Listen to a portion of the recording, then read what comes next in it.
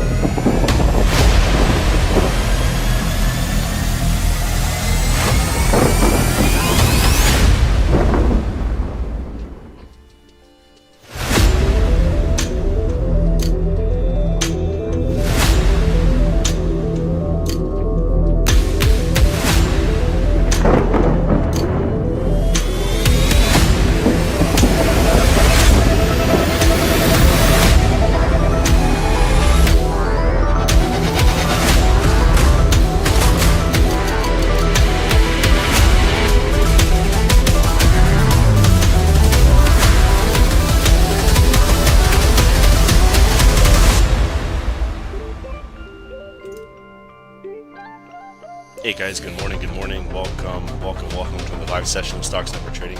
My name is Dave, guys, my partner is Ron. Let's get down to business here, guys. In on US 30, sell, okay? I'm jumping in. Guys, that's a 100 pip drop. Yes, we caught it. Hey, guys, 200 pips, please, secure.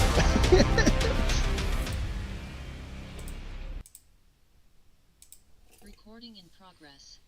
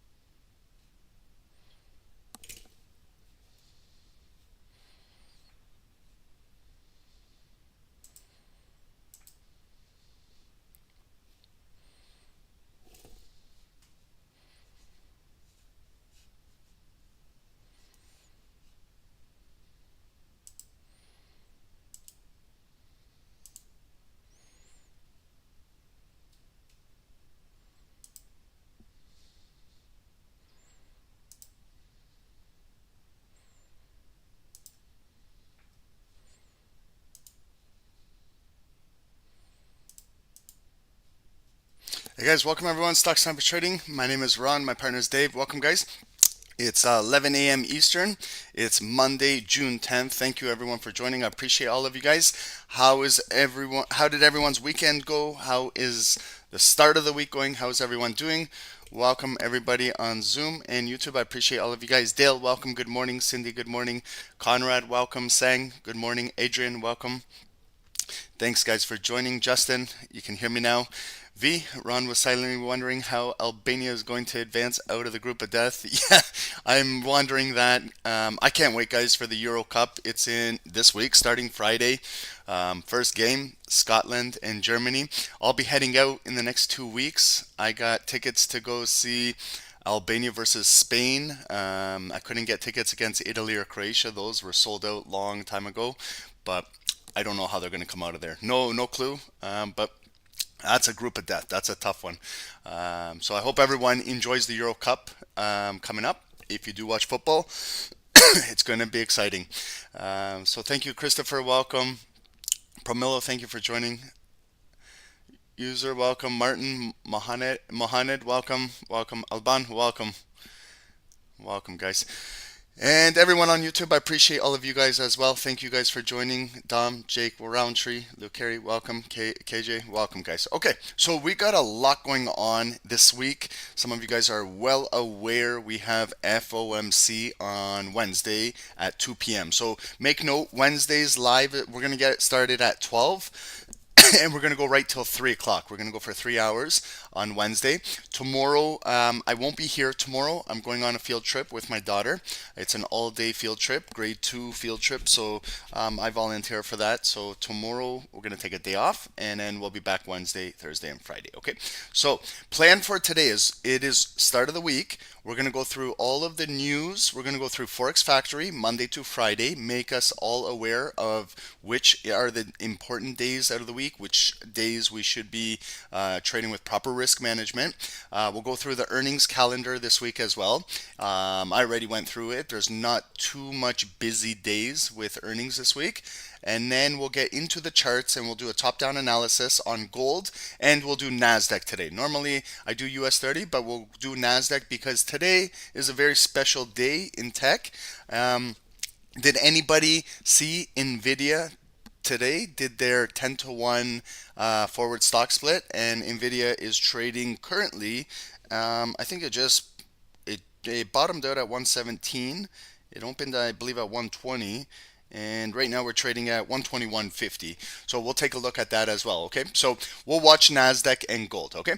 So if getting started, guys, if we can just hit the like button right away. If you guys enjoy what we do at SST, at Stock Sniper Trading here, we've got a lot of new and exciting things coming up in the next few months. And we need your support, guys, everybody. So thank you for hitting the like, subscribing to our channel, and let's get into it, okay? So first thing, like I said, we're going to look at Forex Factory. Some of you guys have already done your weekly analysis. Some of you guys already have done your homework, have done this. I normally do this Sundays, Sunday morning or Sunday night, myself personally. But since we didn't have a stream on Sunday with you guys, we're going to do it right now. So this is today, Monday, June 10. We had some light news in Europe right over here, and we have nothing this morning in North America. You can see there's no Canadian folders, there's no US folders. Really, really light day over here, okay? So if the markets are trading a little bit different than normal, it could be due to there is no news today. It is the start of the week. It is a Monday, and the market is awaiting FOMC's results on Wednesday. So just careful when you're trading today and tomorrow and leading into FOMC on Wednesday, okay? Let's move into Tuesday, tomorrow. Tuesday in London, we've got some British red folder right here, claimant count change. We have British average earnings index. We have a British unemployment rate right here.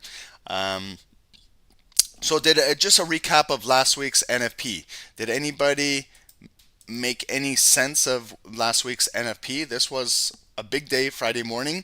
Average hourly earnings up on NFP were up month over month. Okay, so it could be due to cost of inflation. Employers are paying a little bit more. Maybe it doesn't really specify what type of jobs these are that are giving these earnings. A lot of it could be part-time jobs that are increasing. Maybe it has nothing to do with full-time work. It doesn't really dig into it. Just gives us a number over here. Non-farm employment change. See the big difference here. It was previous month was 165,000. They forecasted an increase to 182, and look at the number that came out. Almost 100,000 above the forecast. That's 272,000. Do you guys know what this means for like NFP? The US month over month created 272,000 jobs, okay? But it doesn't again specify clearly what type of jobs these are. So there is some jobs being created, but it could be more in part-time work. It could be in it doesn't really specify what it is. Okay, so we got to kind of take these numbers with a little bit of a grain of salt. The one that I was always interested in, that I always tell you, is the unemployment rate. This one means more than creating jobs. Okay, they create jobs, but this one really tells the truth of everything. So we had before 3.9%. They forecasted no change in the unemployment rate. The unemployment rate actually came out above 4%. So yes, the American economy is creating jobs. That's fantastic. That's great. But the unemployment rate is also going up. So now you got to kind of question that. Okay, we're creating jobs.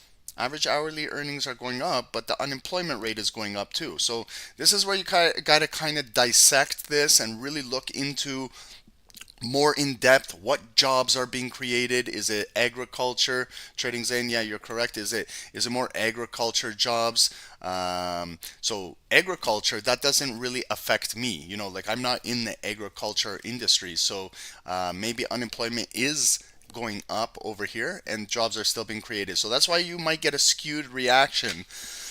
So it's not always best to just trade off of these numbers, and then maybe over the weekend you do a little analysis and understand what all of this means and represents, and maybe get a clear picture. So that was NFP Friday. Now we moved into this week, and we have FOMC coming up on Wednesday. So we just talked about tomorrow morning in London. So this is 2 a.m. This is pre-London. We got some British news. So trade careful in London with Shahab tomorrow morning. And then 3 a.m. is our London market open. And then we move into pre-New York over here. 6 a.m. Eastern, 8:30. This is the time I like to analyze the markets, is around here. I like this time slot, like from 8 a.m. till about 11 a.m. is my favorite time to trade, because you do have a lot of news in North America. You do have COMEX market open. There's just a lot going on. Then you got Wall Street market open, and if you're trading with proper risk management, if you're trading with discipline and you know what you're looking for, you could possibly scalp your daily goal and get out of the markets in this time frame right here. Not always, but if you know what you're doing with experience, you might be able to manage that on a daily basis. But that's what we're going to try and help you guys with, to understand how to get our daily goals and get out of these markets. And then we have our 10-year bond auction. So 1:01 p.m. tomorrow afternoon. It will be. Sorry, I can't be on this call tomorrow due to I'm going to my daughter's field trip right here, but there's going to be some volatility. This is the US 10-year bond auction. We had this last month. We had a lot of, like, you'll see a 1 minute candle, a 5 minute candle that is really volatile at this time. So just make note of this. If you guys are trading into the afternoon and you are in an open trade or you're looking to take a trade, just be careful. Just show a little bit of caution right here. You have your 10-year bond auction, which could cause a lot of volatility in the market. So 1:01 p.m. there it is tomorrow afternoon. Be careful when you're trading there. And then we go into more of the Sydney, Australia, then the Tokyo session Wednesday. Okay, this is what the market is waiting for. This folder is down here, but there is still a lot going on leading into it in London. 2 a.m. London. We have, again, British GDP month over month. We're seeing a little bit of a decrease in their GDP month over month. It was 0.4% previous month, 0% forecast. We'll see the actual number. Hopefully we don't see a negative in here. That's not good for GDP for Great Britain, but we'll see what happens. And we have a lot of British low impact folders, all at pre-London. So 2 a.m. and then 3 a.m. London market starts. So then you got construction output, you got goods trade balance, you have your index of services, your industrial production, and your manufacturing production. So a lot coming out Wednesday morning if you're trading the pound, the euro, DAX, anything to do with these European folders right here. And then we have all day Eurogroup meetings. We have the German 10-year bond auction, tentative Wednesday morning. And then we move into 8:30 a.m. This is that time slot I was talking about. You have at 8:20 a.m. you got COMEX market open, and then you got some North American red folders right here. So Wednesday morning we have USD core CPI month over month. We're looking at no change from the previous month, 0.3%. We got CPI month over month. We're looking at a little bit of a decrease. That's good. If we get the decrease over here, 0.1. And then we have our CPI year over year staying steady at 3.4. And we'll see the actual numbers. Okay, so this is going to be really volatile. Wednesday is a very, very volatile day. And it starts from London, it moves into 8:30. Look, you got your 3 CPI folders right here at 8:30. So be careful when you're trading this. You have crude oil inventories, and then we have our FOMC. This is when things get real volatile right over here. 2 p.m. Eastern, we have our federal funds rate. Look at what they have here. Okay, it's a little different from Bank of Canada's last week rates. Bank of Canada was the first G7 country to decrease rates in over 4 years. Look at, we see if US will follow, but we don't see. Look at the forecast here. So we have previous was 5.5%, and they're forecasting no change, 5.5. Like I thought I would possibly see 5.25 here, and that they're gonna go ahead with that 0.25% decrease. But right now they're showing us their cards that they are not looking. They're forecasting no increase, no decrease. They're forecasting just keep the rates the same. So we will see the actual number at 2 p.m. Let's say, for example, they do decrease a 1/4 basis point. Then we'll see right here 5.25, and that will dramatically affect the markets that we trade. Okay, if we see something like an increase, I highly doubt they would increase the rates right now at this point in time, but if we do see that, if it goes up 1/4% and it goes to 5.75%, be ready for some extreme volatility. However, if it just stays the same, their forecast 5 and 5.5, there'll be an initial reaction, and then maybe the markets will continue to trade in their direction that they were possibly going in, because maybe it's already baked in going into Wednesday. So this is going to be big over here, 2 p.m. That's then the number comes out. Then we also have our FOMC economic projections, and then our FOMC statement, and our federal budget balance right over here. And then 2:30, guys. So this is FOMC, the actual federal funds rate, the FOMC meeting. This is not the minutes where we just get a little summary. That's what we'll get in a couple weeks. This is the actual where Mr. Powell comes out to the podium.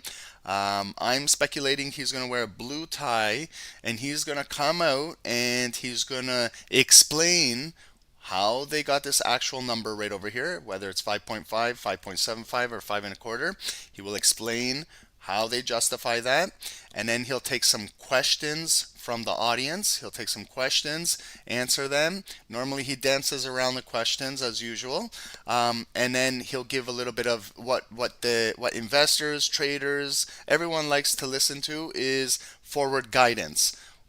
If whatever the number comes out, what is their guidance in going into the next FOMC? Maybe he'll touch up a little bit about how inflation is doing. He'll touch up about the labor market. He'll talk about how last week on Friday NFP created jobs. That's good. He'll talk all about that and kind of justify the number over here. Okay, so we'll do that together, guys. That will be a longer call. That will start at 12 p.m. Wednesday. So please join us on Wednesday, 12 to 3 p.m. And then it's not over after that. Then we go into Power Hour, and then 3:15 p.m. we have Canadian Red Folder. We have Bank of Canada, Governor McLean speaking, and then we move into Market Close. And if you're trading late at night in the evening, the Sydney, Australia, Tokyo session, 9:30 p.m. Eastern, Wednesday night, we got some red folders coming out of Australia. We got the unemployment change in Australia and Australia's unemployment rate. If you're trading anything to do with the Aussie over here, we'll take a look at these folders and take it easy and don't over risk. Okay, and then moving into Thursday now. So after we get our numbers from FOMC, now we'll see how the markets will react and move into the weekend. So Thursday we have our European news. We move into 8:30 a.m. Thursday morning. Okay, so we had CPI the day before, and then Thursday we have our USD core PPI month over month. So we're seeing a little bit of a decrease in PPI over here. Our PPI month over month. So make sure you guys understand the difference between core CPI, core PPI, and regular core CPI and regular PPI. There is a little bit of a justification as to which core measures and then the one that doesn't say core, what it measures. Okay, there is a little bit of a difference. And then we have our Thursday morning weekly unemployment claims. These unemployment claims come out every single Thursday, every week at this a specific time, 8:30. We have our unemployment claims come out week over week. So last week we had 229,000 individuals apply for unemployment, and this week they're forecasting a 7,000 decrease of individuals applying for unemployment. We'll see what the actual number is. So hopefully with all of those new jobs that they're creating, we're starting to see unemployment go down, and more of these individuals who were unemployed are now seeking employment and filling those available jobs. So does that make sense, guys? So if we see the unemployment claims dropping, that's good, and then we know that they're seeking employment and maybe they're filling those NFP jobs that were created last week. And then maybe if all of this adds up, then we're going to start to see the unemployment rate start to go down in the next couple NFPs. Okay, but we take it day by day to watch all of this. Okay, it's not, and sometimes the numbers are not always like gonna be correct. You know, they take different numbers and they play around with them. So I'm not too much of a fan of the numbers. I like to see the direction of the market, and I watch more price action levels. I look at supply and demand levels, and then I see how markets react at those specific levels, because that's where the money is sitting.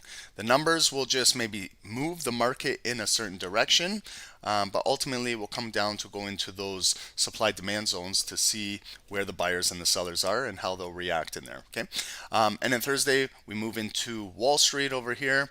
We have our natural gas storage. We have over here too Thursday at we'll be in here together. This will be our session Thursday 11 to 1. So we'll see here at 12 p.m. We'll have our top down done and we'll get ready. Treasury Secretary Yellen speaks, FOMC member William speaks, all at noon, 12 p.m. At 1:01 on Thursday, we have our 30-year bond auction. So you saw this week we have our 10-year bond auction, and we also have our 30-year bond auction, which will create volatility right after we have Treasury Secretary Yellen speaking over here. So be prepared, guys. It's going to be a volatile week. We've got lots going on. You have your CPI, FOMC, PPI. You have Treasury Secretary Yellen speaking over here. 10 and 30-year bond auctions this week. So there's a lot going on. Okay, and then we have, if you're going to trade anything with the yen, Bank of Japan has their policy rate and their monetary policy statement. It's tentative. Japan is very secretive of their financials. They don't really give a time like we see over here on all these other securities. So careful when you're trading Bank of Japan or the yen or anything to do with that. And then we move into Friday, end of the week.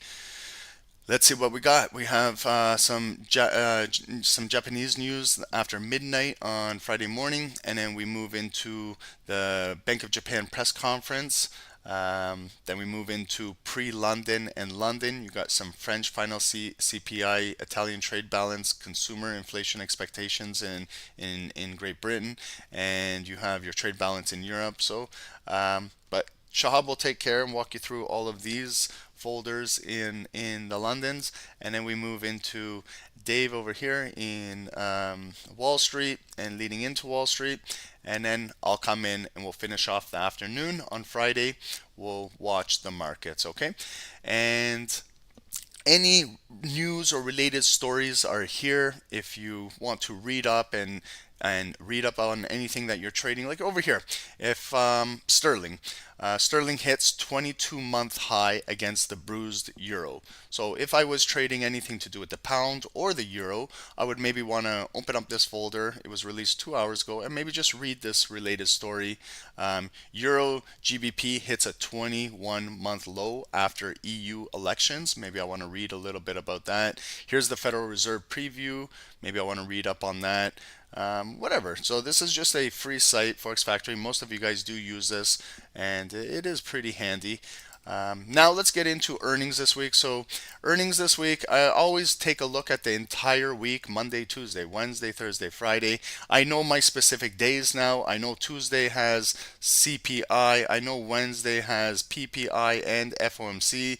I know Thursday has got a 30-year bond auction and Yellen speaking. I believe Tuesday was the 10-year bond auction. Friday is a light day in the markets, and Monday was a light day in the market. So now I look for specific securities on these days, on the days that are more impactful. We only had right here two earnings pre-market, 6 after close. Tuesday we got 5 pre-market, 7 after close. Wednesday we have 5 pre-market, 5 after close. Thursday 5 pre-market, 8 after close, and Friday nothing, 0 and 0. So normally we see 50, we see 75, sometimes we see 100, sometimes 150 corporations are reporting. So you can see this is a pretty light week overall for earnings. Okay, so we can look at the individual days. Pre-market this morning we had Fuel Cell Energy, FCEL. We traded this company back in the day. This was seen as a little bit of a pump and dump. I don't know where it's trading right now. I kind of stay away from it now. Going into after hours today, is there any big names that you are familiar with that affect either S&P 500, Dow Jones, Nasdaq? Maybe you specifically trade these individually securities with options. I don't trade Yext over here. I don't trade Skillsoft. So, but if I did, I would be paying attention to their earnings. Going into Tuesday pre-market, you have Academy Sports and Outdoors, Motorcar Parts America, Lilium. Again, I'm looking for those big names. I'm looking for the big names, the ones that will really move the markets. Is there anything Tuesday after hours? There is. Okay, so we have Oracle Corporation. Okay, so maybe I want to make note of Oracle over here at 405. Their projected earnings are $1.65 per share. Expected revenue, $14.56 billion. They're seeing pretty good growth, and we'll see the actual number. We'll see guidance. And going into Wednesday pre-market, you guys are all aware, Wednesday is probably the biggest day this week with FOMC. Few corporations again, nothing in particular that I'm really looking at. After hours on Wednesday, Broadcom, Dave and Buster's Entertainment. Um, Not much, guys. Like, you don't see the big names. And then we got Thursday morning, Signet Jewelers. Again, no big names. And so it's right here. Okay, so now I see a big name. I'm familiar with Adobe Inc. Okay, so this is a day that I'm gonna now circle on my charts. Thursday after hours, June 13. Now we've got a big name, Adobe. Okay, so now maybe I want to watch maybe a little bit of the tech sector and things like that. Maybe keep my eye on Nasdaq, on anything to do with computers. We got Adobe here. So it's $4.39 per share, 5.28 billion revenue. We'll see the actual results. This may impact. So now Adobe is a big name. Maybe if I'm looking at the option chain right now, maybe I want to trade this. Maybe I did a little research going in on Adobe. Maybe I know a little bit. Maybe I'm going to look into it. How are they doing going into the earnings? Is there any related articles that I can see? Should I be buying a call option going into earnings? Should I be maybe purchasing a put option and it's going to sell off? It's going into Friday, all of these things, and then try and put the pieces of the puzzle together if you want to trade Adobe individually through the option chain. So I'll be taking a look at that option chain after this call, taking a look at how everything looks for Adobe, and going into over here. Friday, remember Friday we had nothing pre-market and nothing after hours. So Friday's a real light day in earnings. So basically the biggest name I see this week is Adobe on Thursday after hours. Okay. And now let's get started. So thanks everyone on YouTube for joining. I appreciate all of you guys. If you guys can hit the like button, we really do appreciate it. Subscribe to the channel if you're new here. This is our free Telegram channel. It's pinned at the top of the YouTube for you guys. If you guys can all join this, it would really benefit you if you do, because we show exactly what we're doing in SST. This is live over here, showing everything that we do live with the signals. You get some motivation over here. Our weekly schedule. So this is important. There's our 5 London sessions, Monday to Friday. We got the Scalper Pro running all week. We had a day off today here for Dave, and then Dave will be back Tuesday, Wednesday, Thursday, Friday, and then this is our session now, post New York, 11 to 1. Tomorrow I need to take that day off. Then we have our live FOMC, and then we go back to regular Thursday, Friday. So you get your weekly schedule, so you can plan your day ahead with the weekly schedule. We show some trades that were taken in the live Zoom calls, before and after of the signals that we send out.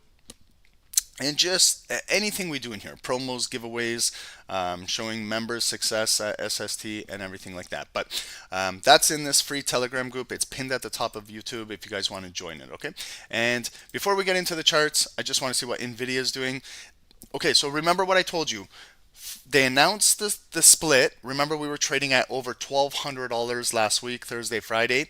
And then they allow it to close the market on Friday, let everything settle over the weekend, and then this morning it opened up with the 10-to-1 forward stock split. So you can see previous close and open. We opened this morning at $120.38 per share. So if you already had one share of Nvidia when it was trading at like $1,200, if you bought in at 700, 800, 900, 1,000, 1,100, 1,200.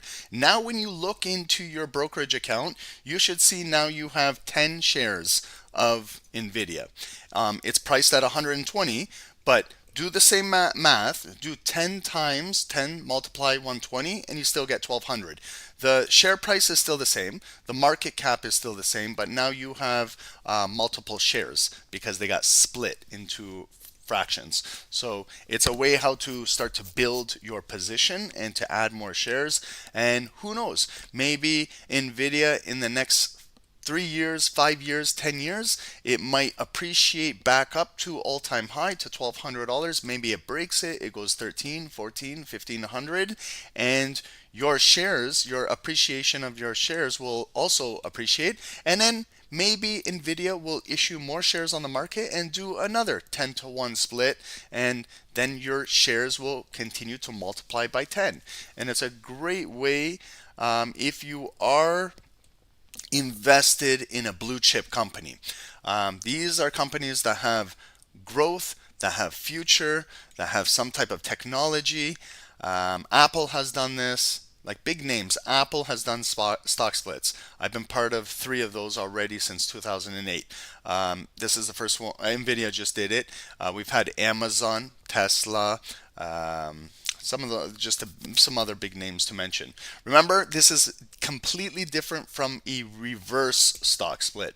A reverse stock split is where shareholders get diluted, and those are those pump and dump companies. Those are the ones that reverse stock split is very negative to a shareholder. It's not good.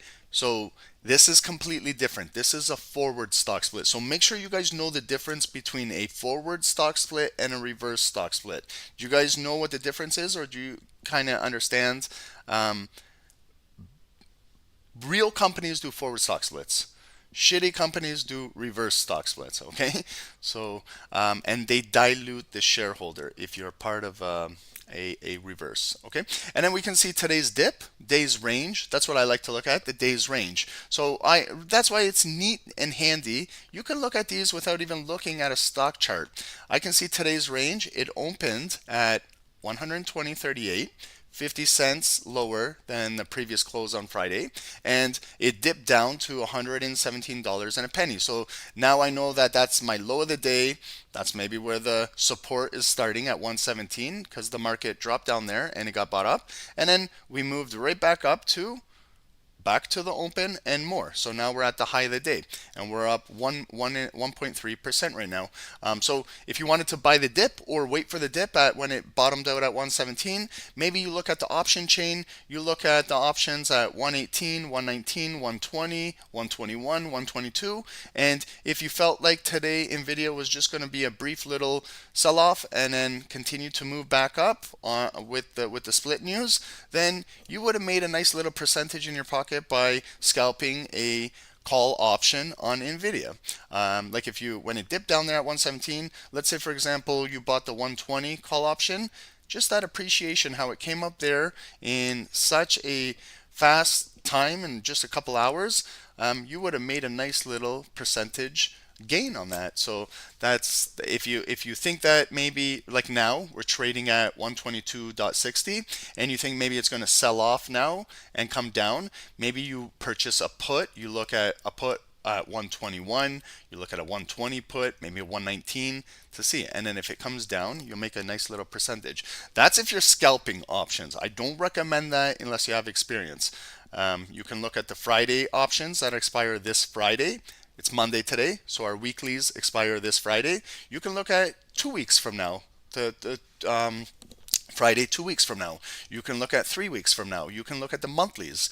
You don't need to just get in and out, but it's if you like, if that's your style, you can do that. Okay, so that's why today we're going to look at gold and Nvidia on the or not Nvidia, Nasdaq on the charts. Okay, we'll leave US 30 off until Wednesday, and then on Wednesday FOMC we'll do gold, US 30, and Nasdaq. Okay, guys.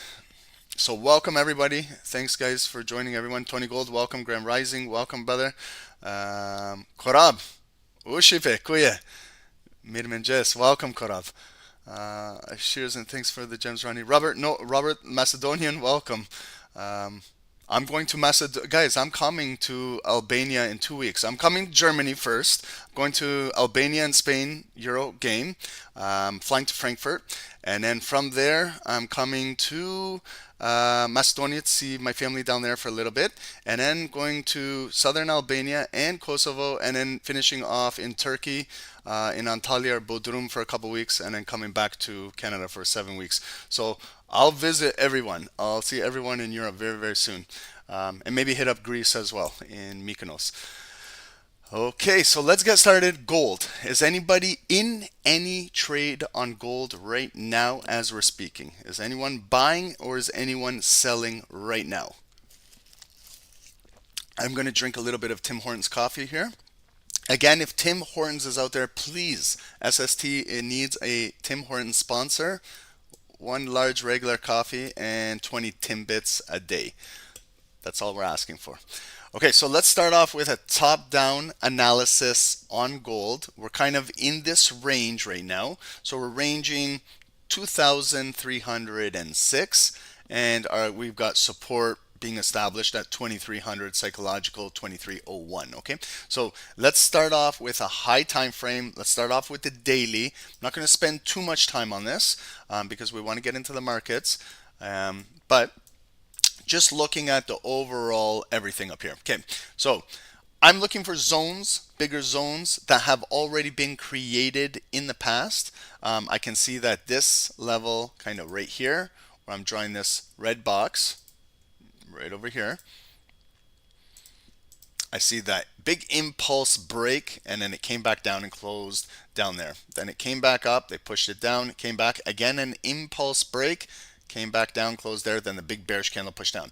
So this red box, I'm bringing it into the future. Then I see right there, kind of came down, closed below there, retested it, we had the drop, and I'm continuing to push it into the future. Okay, and then I can see Friday now. Friday NFP, it came right in there. NFP was released, all of those fantastic jobs that they created, and it was great for the US dollar, and then gold sold off. Okay, I didn't put my red box up to there, to the like the all-time high of gold, 2450. I brought it more down to actual structure, and then to me it just looks like that was the all-time high break. Nothing really materialized up there. It consolidated for one day and then they dropped it back down. We came back up and then it's a lower high and they're dropping it. So I don't need to really worry about this all-time high area unless gold is coming right back up to this level. Then I'll start to chart the all-time high 2450 and start getting up there and where it could possibly continue going up to. Now another zone I see right here, like you can see how it held support right there, it held support right there, and Friday and today it's holding support as I'm speaking, this 2300 level. So I'm going to go to those bodies, to those wicks, bring it right into that wick, make it green now, okay, because the volume is holding as support, and continue with this same box and bring it into the future, correct? Now, how far into the future? That's what everyone asks me. That's up to you. You bring it as far as you want. These are daily candles. So if I bring it all the way, I'm already, look, August. Okay, August. Let's go September. Let's go October. Let's go November. Let's go end of December. Let's go right there. January 2, Happy New Year's, everybody. January 2025. And bring your, so these are static zones. Now you can see how we're consolidating in here. Possible head and shoulder, Joshua? Yeah, possible. Left shoulder, big all-time high breakout head. They kind of finished off that right shoulder with NFP, and now we're kind of coming up. Remember, we're going to mark 50% of this big red candle. Maybe see if they continue to push it down. And then maybe this week, we might see gold breaking below this support. We want to see it penetrate through there. Okay, so we, even if it's an impulse red daily candle, we got to see something push through here and break this, not just come in, get a wick and go back up. We got to see something break below here. Hopefully when it breaks, the candle, the daily candle or a 4-hour will close below here, and then we flip the green box, we turn it red, and then maybe the buyers will come back up. Then they get engulfed, they come right into this big supply area. It will be red if we close below. Maybe they get rejected. Maybe there's a little bit of a bearish flag that's created down here, a little bit of bears accumulate, and then they continue to sell gold down. And where would it come down to? There's my next pivoting level on gold. You can see when we had this nice big bullish breakout, and then when it retraced right back into there, see where it held, and then it drove right back up to a new all-time high. So that's another zone I bring across and bring it into the future. That's if we're going to sell off maybe this week with FOMC, and we'll see if it kind of brings gold a little lower. But right now, Let's look at some physical structural areas on our daily candles in between these zones. Okay, I'm going to repeat that so you guys can exactly hear what I just said. Now what I'm going to do is I'm going to dissect these daily candles. These are individual daily candles in between this demand area and this supply area, okay? Because daily candles make structure. I can see right there is structure right here. Now this is where I use a yellow line. Yellow line is representing just a daily structural level, a point of interest that I'm interested in looking at because multiple things happened at this area, okay? So I placed a yellow line there. Does everyone understand why I put a yellow line there? Be honest. If you guys do, that's great. Then I know you guys know what you to look for. Is there some of you guys that are confused about this? Why did this guy put this yellow line right here?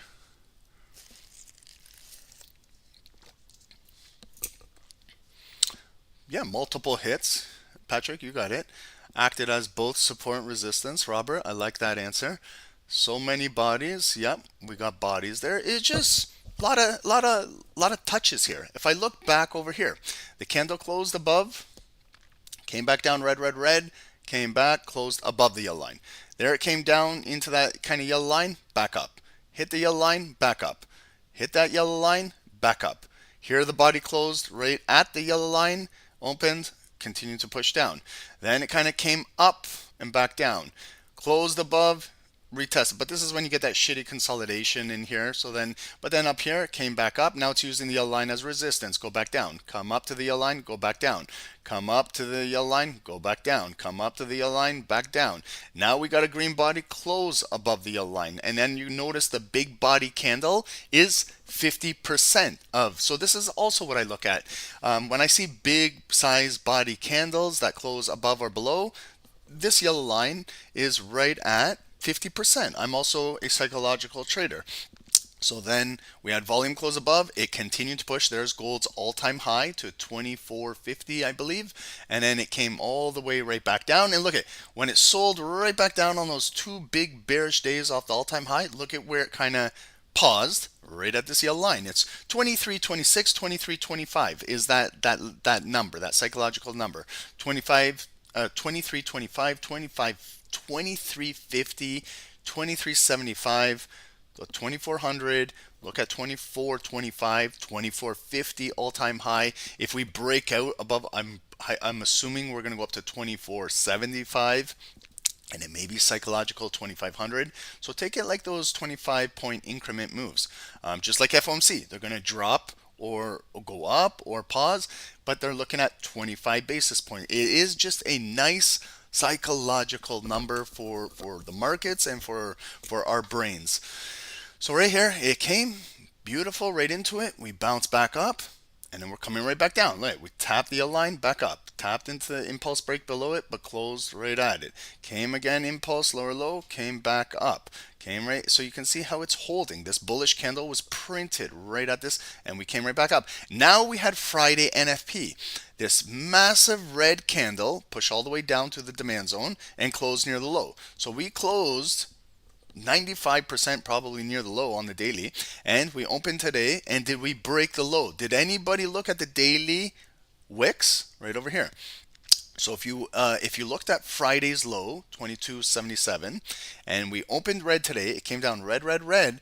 But look, I place a purple line to represent the daily low of the day, purple line, and I can see that it is just a slight above Friday. So we do have technically a higher low in the market. And we came right back up to point of interest where we closed on Friday at 23.93.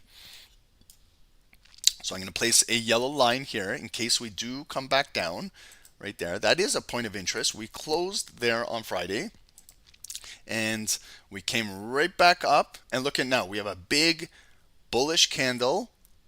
It's pretty strong right now. But look at Friday's big supply coming down, the big selling candle. Okay, so now areas. Now I can find another zone. Remember here, this is a big red zone, This is a green zone. If I'm looking at 50% from Friday's volume, open, close, half of it is probably right here, 2336 area. So if what I do is, then I use my yellow line as reference, and what I do is I'm going to go 50% above, like make it half above. I'm going to give more benefit of the doubt to the selling pressure from Friday, and I can see now structure to the left. So I make this neutral so I can show you. Let me just make it neutral. I use the yellow line as a point of reference, and then I go to the left of the chart and I look. See that candle and that body right there? That's how big my box will be. And then I bring it across there. Maybe I can lift it just a tad bit to catch those bodies, those two right there. And then I still get that wick. I still get most of that.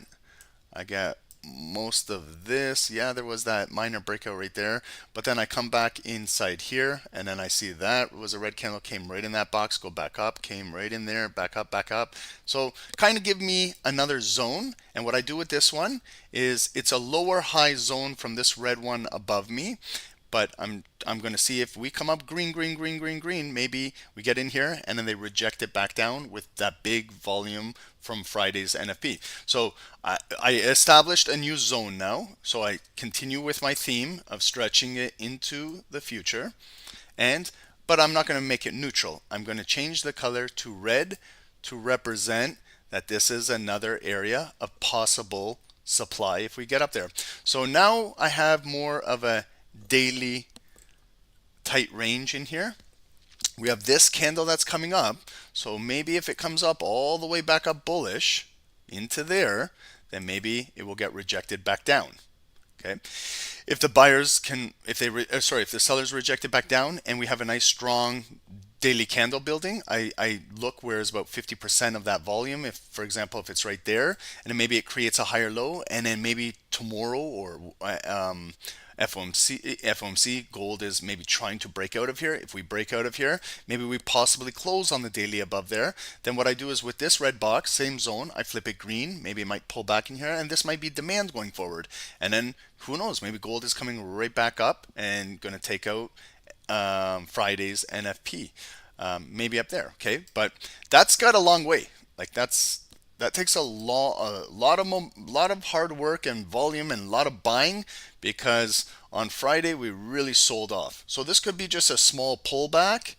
It could just consolidate. Like we could have a consolidated zone right here where gold is just trading in here for the next few days and just trading sideways in here. It might come up, might go back down, might go up, kind of like it did over here, where we had red, green, red, inside consolidation bar, come back up green, then go down red, and then you see it's building a higher low, higher low, higher low, and then started to push and close above the red box. There's the pullback right into it. If you made it green, there's the holding candle, and then we started to move right back up. Okay, but now I want to get into more like scalping the markets on lower time frames. So I can see these wicks, I can see these bodies right here. So see this pullback where it came up green and then red, red, red, and right there, there's kind of bodies right in here. So this is another point of interest on the daily. I'm placing a yellow line right here because the market did pull back there, hold, and then drive right back through there. So see how we're trading right at that yellow line right now. We just came up there. That's basically our high of the day. So now what I'm going to do is just lift this yellow line to our high of the day right there, so I can now measure and follow today's fresh volume. That's our high of the day, 2308. And for the high and low of the day, I use purple lines. Okay, it's just me personally. I do that. I don't know why I do that. Don't ask me. No clue. I've just been doing it for years and years and years, and I got used to it. It's automatic for me. It's a routine I do. Whatever colors you guys use, it doesn't matter to me, the colors. Just make sure you identify the low of the day. Make sure you identify the high of the day. And we'll see if we're coming back up there to that purple line. And if we do break out, like, let's just think logical. If we're scalping the afternoon, where could gold break out to? Is it going to break out all the way back up to NFP up here? It possibly could, but let's just talk where it could maybe move logically to. So then we look at structure to the left. When it came down there, there was bodies right there. Was there any other like bodies right there? And then I got a wick right there and a wick right there. So I'm going to try and get as many touches around here as I can. Okay, so let me just show you what I did there. And then I make this yellow. Okay, so I got that wick that came down there, well, the candle that came down red, red, red, and created the wick right there around 23.16, 23.15. This was a red candle that came down red, red, red, kind of right into that yellow line. And then I can see over here that how it was support and support right there. Not exactly, did it hit, like did it close right here and touch that, but you know, I want to get as many touches as I can. So I got one wick, I got two wicks. I got nice bodies there supporting that area. Now what I do is, from the purple line, if gold is coming right back up to the high of day and we kind of continue with this bullish momentum, maybe we might fill right back up to that yellow line. So what I do is I measure, I look at the tape, or I read the color of the tape, so purple, high of the day, and if we continue to break out to that yellow line, that's approximately 70 pips. $7 move on gold from 23.08 to 23.15.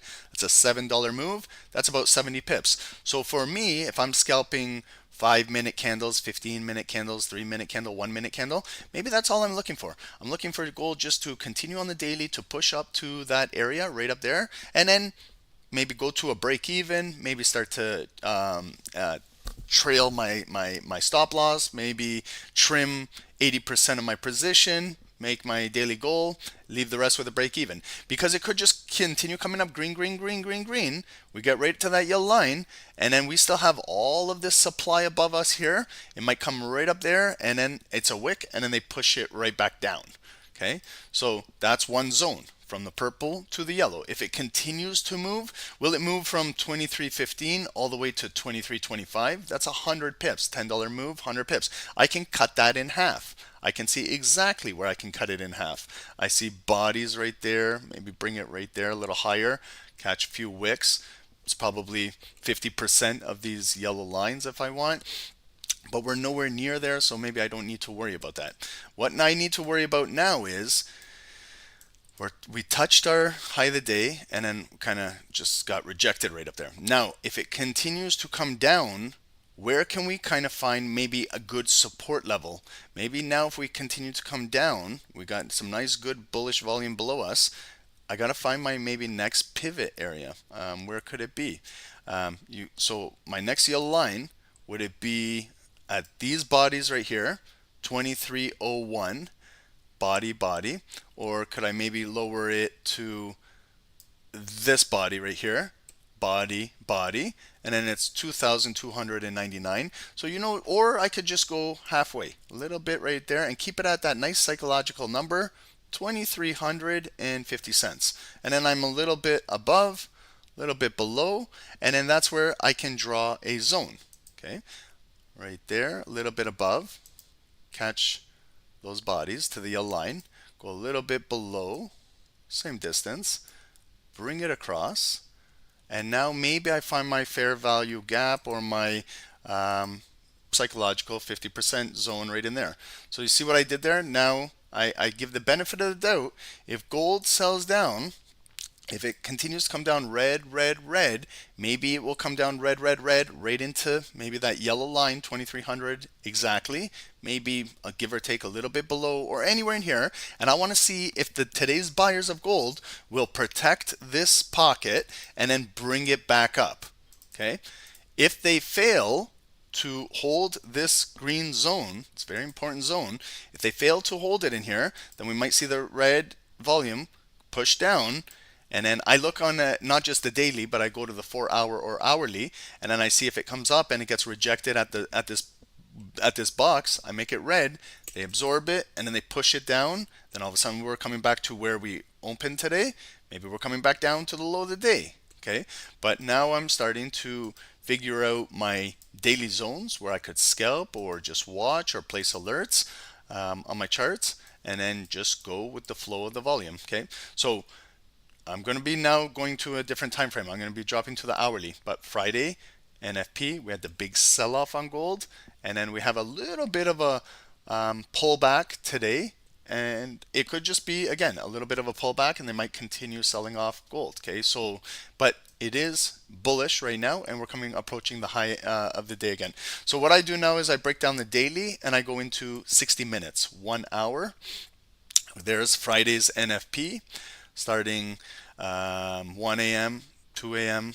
There's live London, and then 4 a.m., 5 a.m., 6 a.m., 7 a.m. There's 8:30 NFP, and continue to drop it down, consolidate, red, green, red, green, red, bearish flag, continue to drop it all the way down. We're bottomed out Friday at power hour, 3 p.m., and then 4 p.m. after hours, kind of a little bit of a relief. We kind of consolidated in here.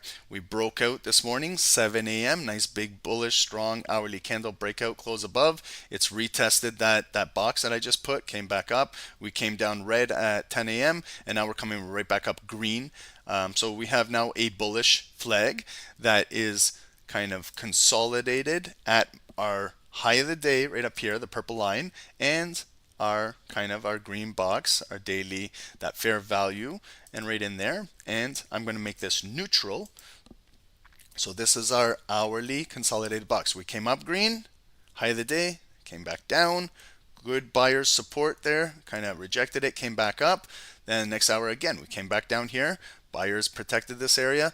Then we started to come back up at the start of this call. So let's see. We're closing in less than 2 minutes, 1 minute and 53 seconds on this hourly candle. Will it close above our high of the day? Can we build off of this and fill to this yellow line, 23.15? Or are they going to bring it right back down? And then on this hourly with a white line, okay, I'm not trying to confuse you guys with all these lines, but remember, purple represents my high of the day. Purple represents my low of the day. Yellow are just daily pivot areas, but now also I'm on 1 hour. The 1 hour makes structure as well. Like over here, it was support right here, turn to resistance and a drop. If I'm looking at right now, this hourly candle that's going to close in 1 minute, it's opened, there's the volume. If I'm just looking at half the volume, it's right there, 23.05. And then if I line it up kind of with these bodies to the left, now I put my white line represents hourly support right there, 23.05. I lined it up with that wick right there. I got a touch. I got a body that closed right there. Got a body right there that opened. I got a body right there, and then it still represents 50% of the hourly volume currently in the market right now. Open where we are, 50%. So I'm not looking for any sells unless volume closes below 23.05 and turns this white line into resistance. Then maybe we're going to fall back, coming back down to 2300. If we keep volume above 23.05, it might continue to consolidate. Then we might get a daily high breakout and continue to push. If you're looking for smaller scalps and not looking to hold all the way to that daily yellow line, you've got some structure right there on the 1 hour, 23.13. You've got some structure right there, 23.11, depending on how many pips you're looking to take out of the market or how your trading style. Okay, everybody is different. So right there, I place a white line at 23.11, 23.12. In case we do break the high of the day, it's an impulse break coming right up to there, and then they rejected it back down. So if I do take that, like on the lower time frames, the purple line to that white line, I measure it ahead of time, it's approximately 30 pips. That might be enough for me to just pip and dip and grab my pips and get out of there on the lower time frames. Unless I'm watching hourly. Unless I'm watching the hourly and I see how the hourlies are building, that could be a nice impulse move on the hourly, maybe fill up to there and continue driving up to there. Okay, so right now, are we currently bullish or bearish on gold? What do you guys think? Right now, as I'm speaking.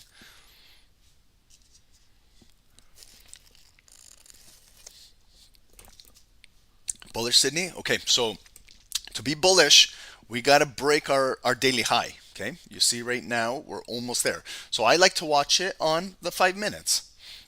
Here's the 5 minutes. So you see the 5 minutes. If we just look at the overall trend on the 5 minutes, we looked at the hourly. You guys are all saying bullish. I agree with you. So right here, there's our tweezer bottom lows at the low of the day. It happened at 2:40, 2:45 a.m. Eastern. If I start to draw a trend line there, bring it back up, and just try and keep everything, let me make it white. Okay, so there we had support, support there, bounce off.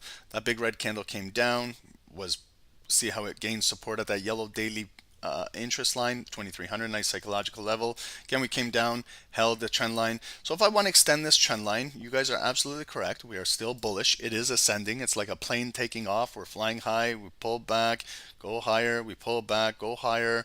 We pull back.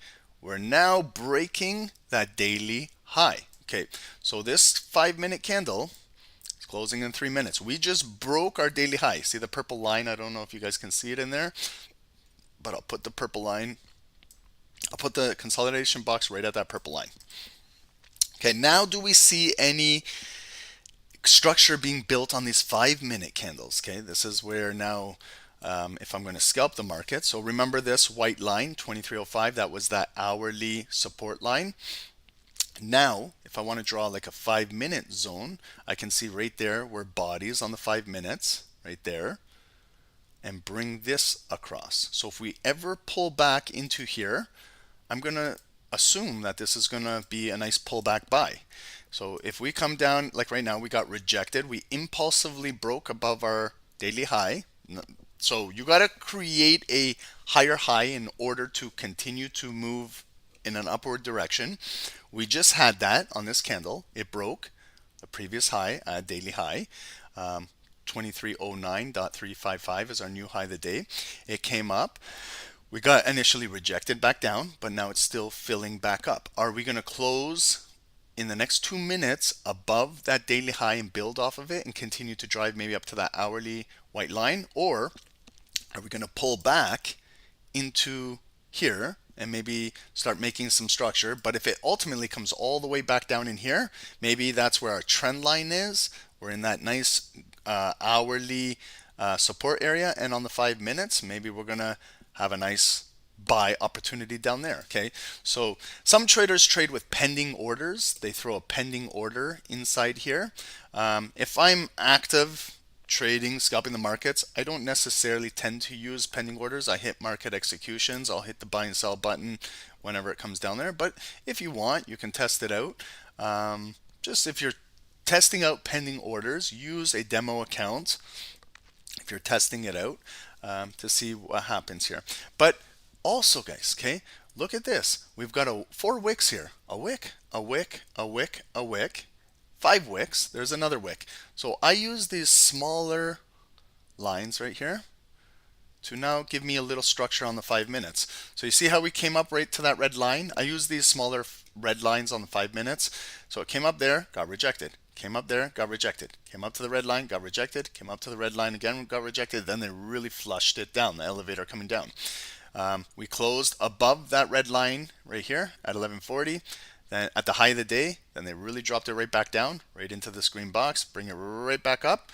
And so if we pull back, maybe I want to see if this red line, 2307, will hold as support. Are they building a little bit of structure? Here, look at. So I use my red line as reference, come down to those bodies.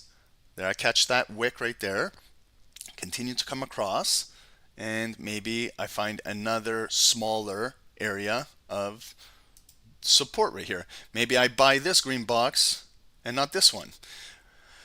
If it sells from here down to there, I could possibly take that scalp sell just coming down to there. And then if I measure it so I know exactly. If I'm looking to take this sell just from here to break and come down to the next green box, it's approximately 16 to maybe 20 pips in there. Okay, and then I have to be aware that it could just come down red, red, red, and then come in the green box and then go right back up. So if I'm scalping that, I have to understand that I might just be able to get 10, 15, maybe maximum 20 pips out of this unless the momentum really breaks. But I'm not going to assume that the sellers are going to really pound it down in here. I have to assume that there's buyers waiting here right at that hourly support line. So if you don't feel comfortable taking sells, then don't sell the market. Look for opportunities to buy at this green box, at this green box, at this green box. Like here were just 2 bar candles that sold down. If you sold those, did you pip and did you dip? If you didn't, it comes right back up. Here was an opportunity, this red bar. If you sold down there, did you pip and dip? If you didn't, it came right back up. Here was an opportunity to sell here. If you didn't do anything at this level and you didn't pip and dip, the market came right back up. So you have to understand that. Right now, you guys were absolutely correct. We are trending up. We're bullish. So if we're hitting the sell button, we are going against the overall trend, and it might get us in trouble unless red volume starts to close below like critical areas and we start to break. Like if red volume closes below, breaks this uptrend, this trend line, close below here, yes, then maybe we're going to start to reverse the structure and start to sell off down in here. Okay, so we closed above the high of the day now. We just retested the high of the day. We could continue to push, but maybe I'm not in the market right now. I'm not in a trade. So maybe I want to wait for a pullback in this green box. I might have to be patient. I might have to wait. I might miss out on a potential move. Absolutely. But let's just see how this thing is playing out. Again, if you use any indicators, okay, you can maybe add some indicators on your chart. EMA 9, we're above the EMA 9 and the EMA 200. So there's the EMA 9, this green line. We are currently above it. We're above this EMA 200, this purple line. Just looking at RSI, okay, so I always like to look, are we above or below or at 50%? RSI trades, oscillates from 0 to 100. So there's that kind of neutral 50. We are currently above it. So the strength is strong. We can see by price action. We're not up to 70. So we're not at that overbought area yet. So it still has room to maybe continue to push, to break to maybe that hourly resistance of 23.11. Maybe the strength might cool off a little bit and pull back. And if it does, maybe we wait to see how it will react at here at 23.07. Might be a possible pullback buy opportunity in there.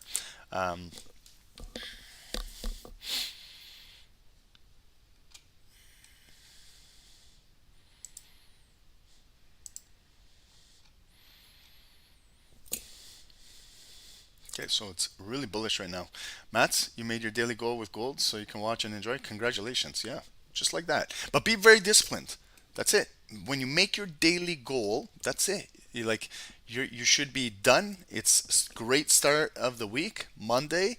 Then right now, Mats, analyze your trades. Like after the call, what did you do well today? Maybe you made one mistake and you corrected it quickly. Learn from that. And let's take this momentum into Tuesday. Maybe tomorrow you're going to hit your daily goal. And then maybe knowing FOMC is Wednesday, do you want to risk all of Monday, Tuesday's profit trading into FOMC? Maybe that's a day you see how much you're up on your last 2 days. Maybe if you're up 2% on Monday and Tuesday, you're going into FOMC. Maybe FOMC you only risk 0.5%, so that no matter what happens on FOMC, when you know that there's going to be some extreme volatility, you're still up 1.5 for the week, and then maybe you can get your daily goal on Thursday and just continue like that. Take it day by day and know exactly which days are the more volatile days, and that's where you got to either know how to trade or reduce your risk. But congratulations, guys, by hitting daily goals. That's what it's all about. I had a lot of difficulty back in the day hitting daily goals and not leaving the markets. I would continue trading. I was getting greedy, trying to get rich, all of those things, and then I would lose it all. And then you got to go through that psychological that vicious cycle, and then it can ruin you as a trader. So be disciplined. This goes for everybody, not just Matt. This goes for everybody on the call here. When you hit your daily goals, including myself, when I hit my daily goal, it should be time to wrap up and get out of here. Okay. So now what just happened? Closed above the high of the day. Gold drove up, new high. Okay, 23.10. Coming back down red, we got a bullish ignited candle that just opened. Look at, there's no wick to the bottom. Basically, it opened bullish. Didn't take out that previous low, so it's coming right back up to, again, testing that previous daily high purple area. So maybe I got to let it build or see what's going on. See that big rejection right now? Now they kind of rejected it back down. Let's see if it comes down into this green box, how it will react if it gets in here. It might not. Okay, remember, make note that it was that bullish ignited open. So you see how the body is still just holding right there. If it flips red, then we know that they lost the momentum of the open of the candle. So see how it's still holding where my cursor is at this 23.08 and a quarter. Still holding, it's still holding. This is an inverted hammer candle. It looks like an upside down hammer. Now it regains all of those bids, got that demand coming back up, and let's see if it can again close relatively close to that previous high of the day, the purple line. Then maybe we'll continue to break out of here.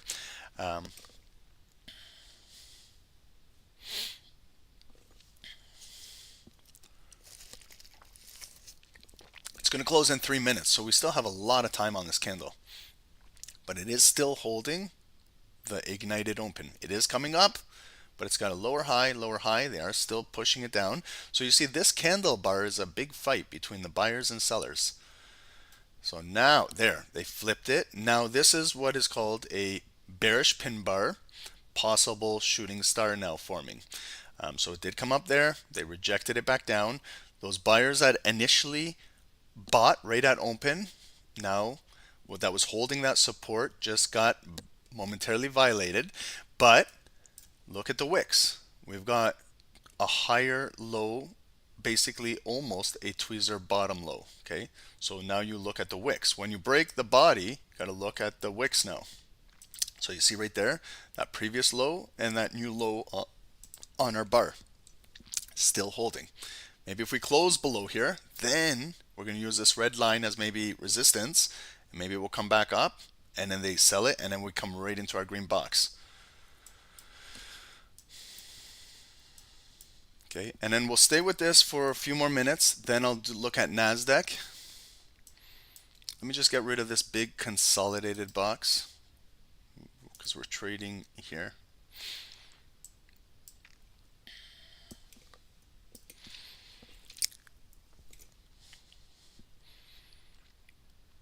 Does anybody like hookah or shisha on this call? Dave and I are looking at opening up. We're looking for a place around here that it's going to be like a hookah lounge and a little private trading area in the back. If you are local and want to learn how to trade, you can come on in and have some shisha, have some snacks, have some mango juice, and learn how to trade live with us. I've always wanted to make one of those. We're looking for a spot right now, so that would be cool. First ever hookah lounge with live trading. Yeah, we can get high in there, Joshua. We're in London, Ontario. You can get high outside. You can't get high inside, but you can get high outside. Yeah, you don't have to smoke hookah. You can smoke some other stuff. Watch some UFC too, Joshua. Yes, yeah.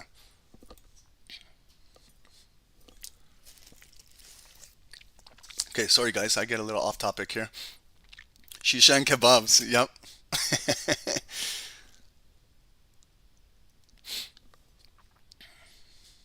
Sydney, how far from Toronto are we? 90 minutes. 90 minutes.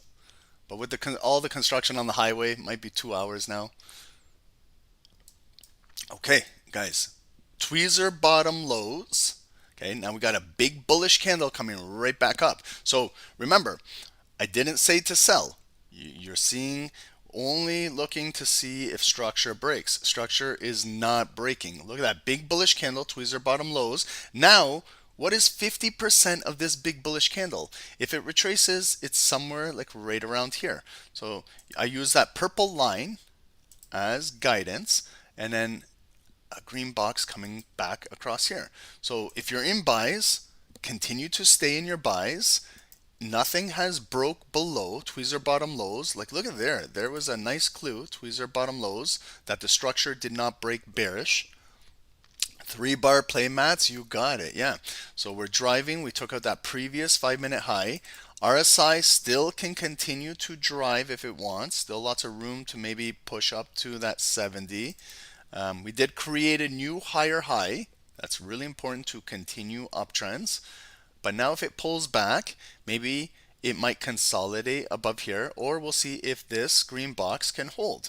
Maybe we pull back in here, hold, come back up, maybe like a double bottom here with a higher low, and then maybe gold is continuing to shoot up to that 23.11, 23.12 hourly resistance area right up here.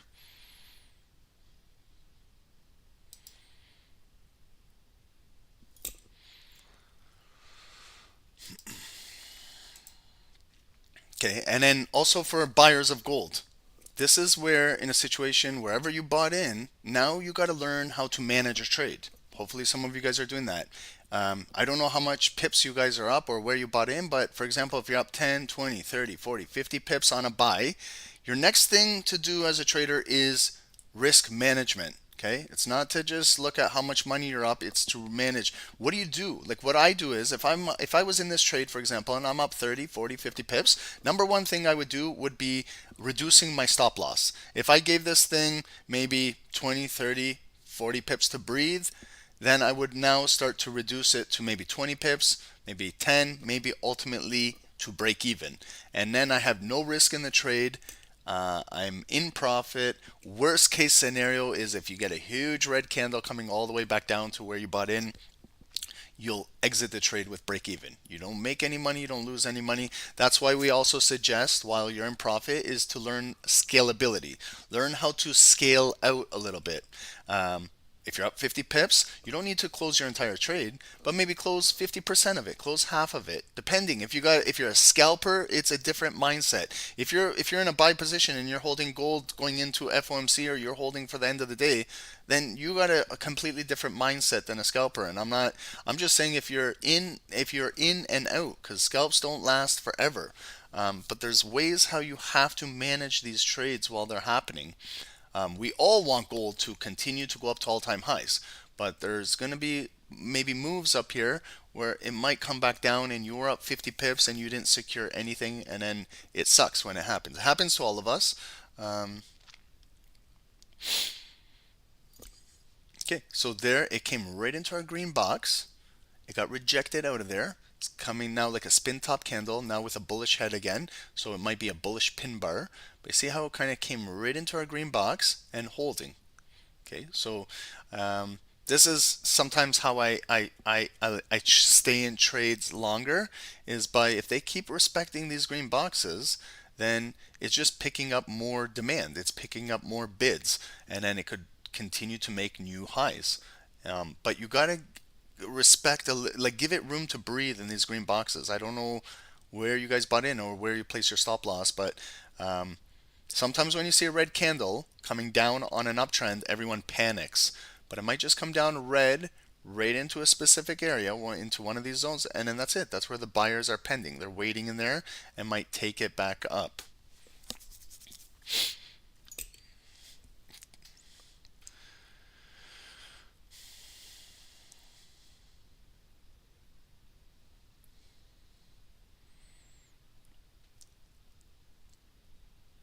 Yeah, okay, Joshua. Yeah, we can change. We're going to check Dow in just a moment here. Let this candle close right here. We've got 25 seconds. So if it's going to close near the high, let's watch it. Will it close near the high? Will it close kind of consolidated right in here? Is it going to close with a spin top now? There's some indecision now. The buyers brought it up. Sellers brought it right back down. So then this is where the markets might now trade sideways for a little bit. Okay, now we're coming back down red.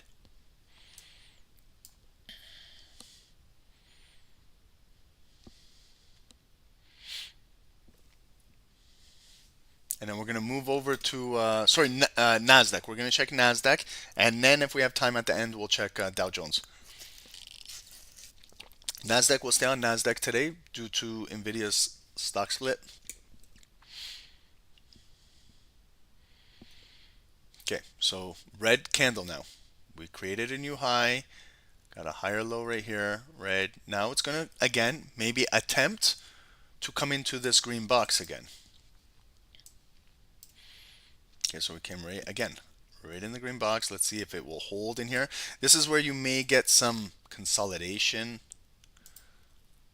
right here. Like if it continues to stay building in here, and just barcoding in here, red, green, but you don't lose any critical structure, we might just continue to accumulate, and then maybe gold will continue to break out to that white line. That's where I'd like to see it get up to.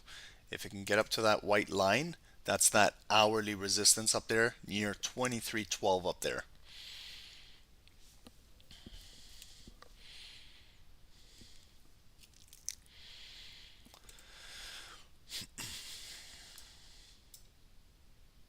Okay, and then when you learn how to do this, then maybe you're gonna learn how to maybe hold trades longer and not just panic when you see a red bar. Okay, see how it came down red right into the green box, came back up, closed red. This one initially opened red and came down, but the wick is a higher low right at the top of our green box, and we're coming up right back up bullish with a new high. And let's see if maybe with the 3 minutes left in this candle, if we can drive maybe up and then tap into that hourly resistance at 23.11. Can we close with volume above these wicks?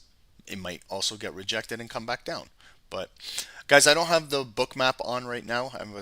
It's down. I was having some difficulties with it, so it might be a few days until I get Bookmap back on. Thanks, Joel. Yeah, guys, if you guys can hit the likes, we do appreciate it. Almost 200 viewers on the call. Thank you, guys. Gold buys looking good for you guys.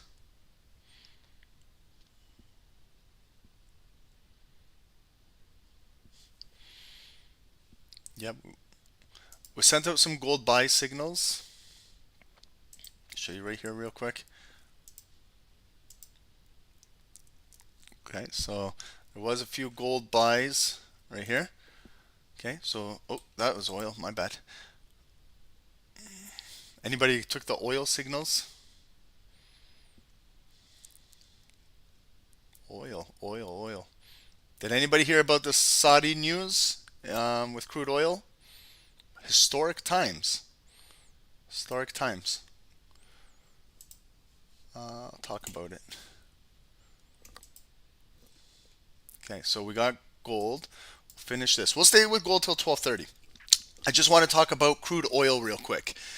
In 1970, back in the day, Saudi Arabia signed a 50-year agreement with USA that all crude that was coming out of Middle East trades with the petrodollar. Has to be traded with or exchanged or purchased with the US dollar. That was for 50-year contract from 1970 to, and guess what? It just expired yesterday. June 9th, 2024 was the expiry date of that. And I read a few articles that Saudi Arabia did not renew that contract to deal with petrodollar. Okay, so what does that mean? It means that what I'm reading is that they want to deal with BRICS currency. BRICS currency is Brazil, Russia, India, China, South Africa, and Saudi Arabia, and 20 other nations have applied to join. So those nations are going to trade crude oil with BRICS dollars and no longer be attached to the US dollar. And I'm also reading if you want to exchange like US dollar for one BRICS currency, it's set at $55 US. So if US wants to purchase crude from the Middle East, they're going to have to give up 55 US dollars for one BRICS dollar. And if you understand with the US dollar what's going on right now, US is in $40 trillion of debt, which is not good. Again, they print a lot of money, which creates high inflation. And also, sorry guys, I was just watching this candle. So you see how it's closed above there. Now your new green zone is the top of that consolidation and that wick right up here. Our new green zone, and that's about 50% right there. Okay, I know it's a lot of boxes, guys, but I'm just trying to teach you guys this method that if we continue to hold, pull back into that green box, we're good. And gold gold is going to tap into that 23.11, that hourly resistance, all the way back over here from Friday at 12:30, same time, 12:30 Friday, 12:30 p.m. where we've retraced right back up from Friday at 12:30, okay? And we just tapped it. So now we're coming to a higher hourly resistance. Okay, so normally if I'm in a trade, I start to trim or scale out around here because I know that this is hourly resistance. But if we can close above and we make this ongoing hourly support, we'll continue possibly breaking above here. So gold is really, really bullish. Sorry guys, I was talking about that crude oil and everything. Did anybody read up on that? Anybody read up on it? Anybody on the side? It's big news, guys. I don't know about you, but it's not every day 50-year contracts come up for renewal, and they didn't renew that crude oil contract. I don't know about you guys, but it's pretty big around the world. And another thing is, those nations are selling the US Treasury bonds. They're dumping the US Treasury bonds. So that's going to continue to devalue the US dollar. They're not doing this to overnight dump the US dollar. This is maybe a 50-year plan going forward. Like I'm 42 years old. In 50 years, I might be 92 years old, you know? And so this is more of a long-term plan for these nations. They slowly want to move away from the US dollar. They don't want to transact or deal with it. They want to deal with their own currencies and do their own exchange. But it's exciting times. So we'll see what develops from it. Remember, I'm just reading. It could be hearsay, but they did not renew that 50-year contract. Maybe they're going to negotiate a new contract. I have no idea. But just letting you guys know.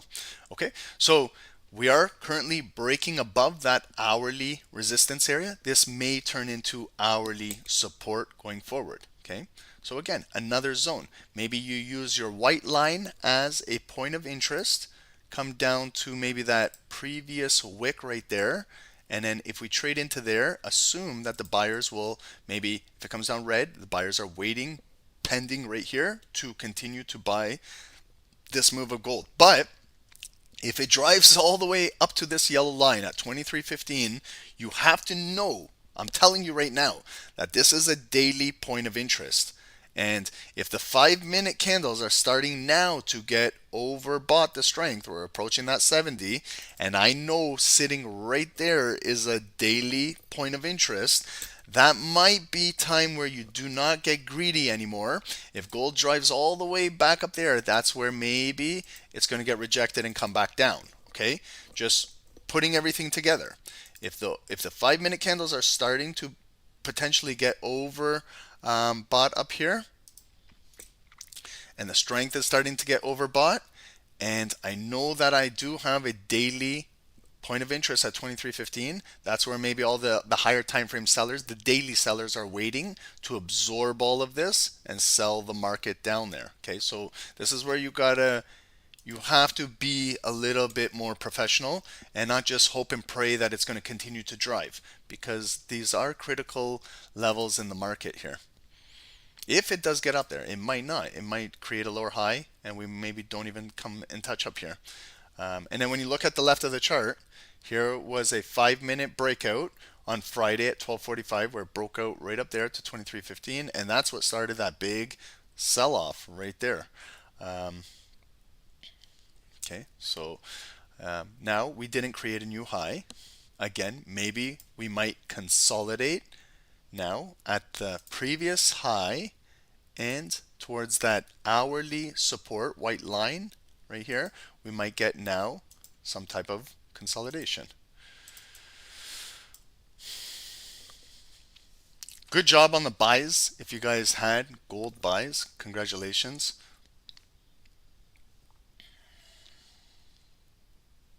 Rio, 60 pips on a break even. Congrats, man. That's awesome. Yeah, Japan holds the most US debt. Yeah, that's correct. They're holding the bag.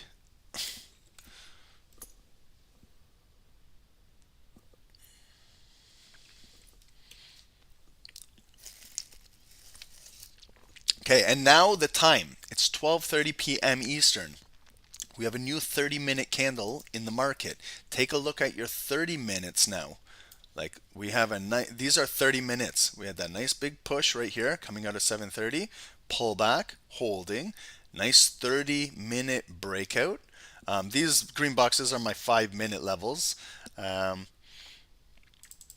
30-minute candle, maybe a pullback and continue to drive up in that overbought area.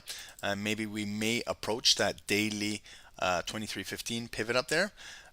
But we need to kind of regain a little bit of support. So now we are red, tweezer tops highs, or no, it's a lower high technically. We got a lower high coming right back down into the green box. So now what I want to see is, can we get a wick right away in this green box like how we did in each of the other ones? Can we get a wick, create here, and come back up? If this red candle comes all the way back down and closes below here, then I can maybe possibly see that this is the first leg pullback, that maybe it's coming right up.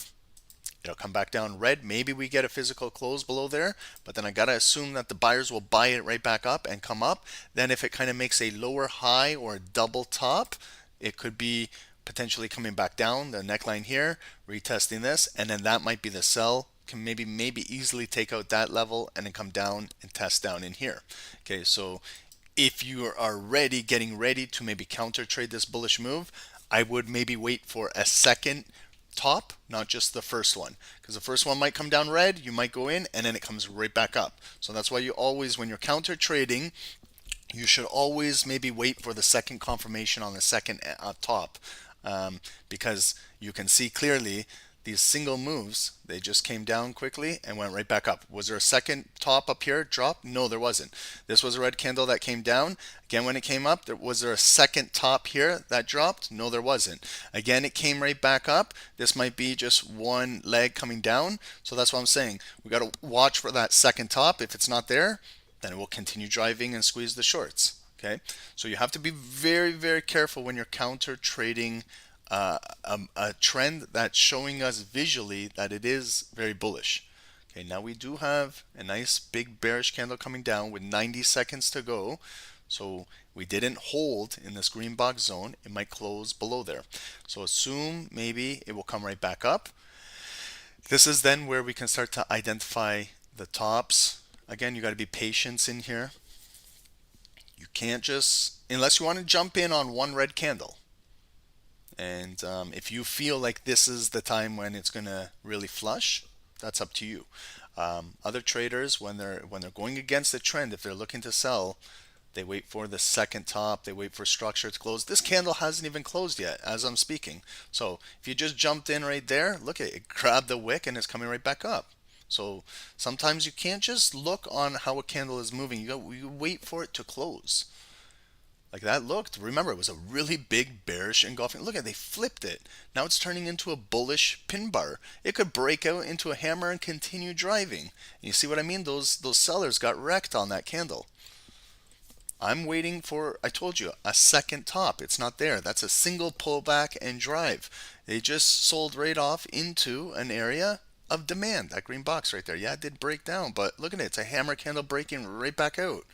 So guys, like, careful counter trading. Do you guys understand why I'm staying with gold?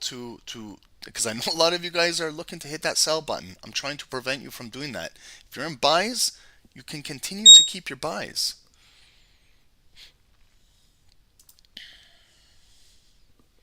Look at that. Look at that, guys. We closed as a hammer right at the high of the candle with a massive liquidity grab down in there. Opening, even if I'm just looking at 50% of that bullish candle, right up there, like another, remember, these are just 5-minute structures, so they're not that big. But right here, if you kind of do this green going forward, will this hold?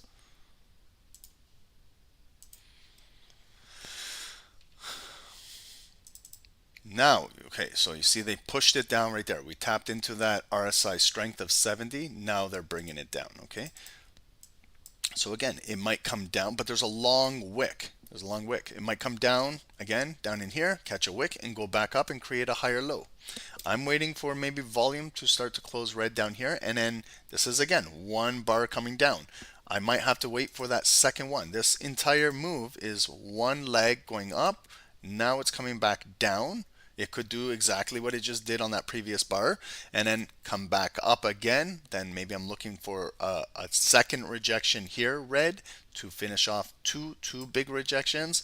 Then come back down, maybe close below there. Then structure might be ready to break and come down a little bit. But have we created a new lower low? No, we haven't yet. It came down right there. It's still a higher low from that wick. So that's why I got to see some red volume closing below here and then maybe have a pullback, then sell. But I'm not selling yet. You got to love gold when gold is moving in your direction, because I know a lot of traders right now that are not loving gold because they're in a sell on this candle, they're in a sell on this candle. They sold that big bearish bar down there. They're holding 3 sells right now, and they're watching gold continue maybe to make higher highs, and they're getting trapped. So you either love or you hate gold, but it's not just gold, it's all securities. Like, we haven't even looked at Nasdaq or US 30 yet. If you're going against the trend and you don't know what you're doing, you're going to get yourself in trouble. Unless you have a plan. Like, when I'm going against the trend and if I'm selling this, I'm aware that maybe I need to just pip and dip for 5, 10, 15, 20 pips and get out. And then maybe I can turn back into a buyer. If I'm selling, you got to understand that you're countering all securities, not just with gold today, all securities if you're countering. So that's like ego too. If you keep telling yourself it has to sell, it has to sell. RSI is at 75, RSI at 80. It's got to sell, it's got to sell. It doesn't need to sell. It can pull back, and buyers are waiting to buy the pullback. Everything doesn't just need to sell.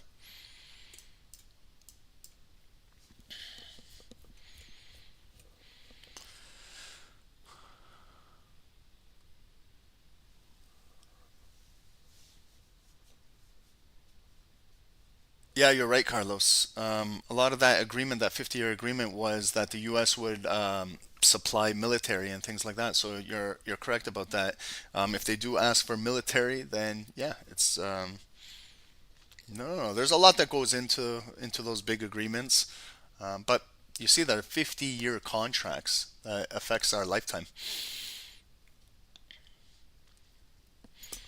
Okay, so do you guys mind if I move over to Nasdaq and do a quick little analysis? Can you guys watch gold on your own here, or do you guys want to stay with gold? It's up to you.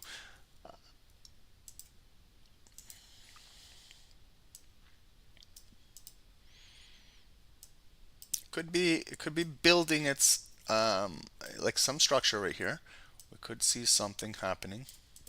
Okay, so here's our big red bar coming down. It's going to close in 43 seconds. Big red bar again. Will it close below this low? Will it close below this zone? Assume if it comes up, we're going to trade into 50% of this big red candle. Also, if it closes near the low, the next bar could be an ignited red candle and just drop. Okay, so let's just see how it closes, where it closes, how the next candle opens. But we always have to assume that in here buyers are waiting to buy the next candle. Okay, but the close will show the momentum. Here's the close. We're right at the low. We're looking to break these previous 2 low wicks. This is a very bearish candle on the 5-minute. It came all okay. So look, we close below the zone.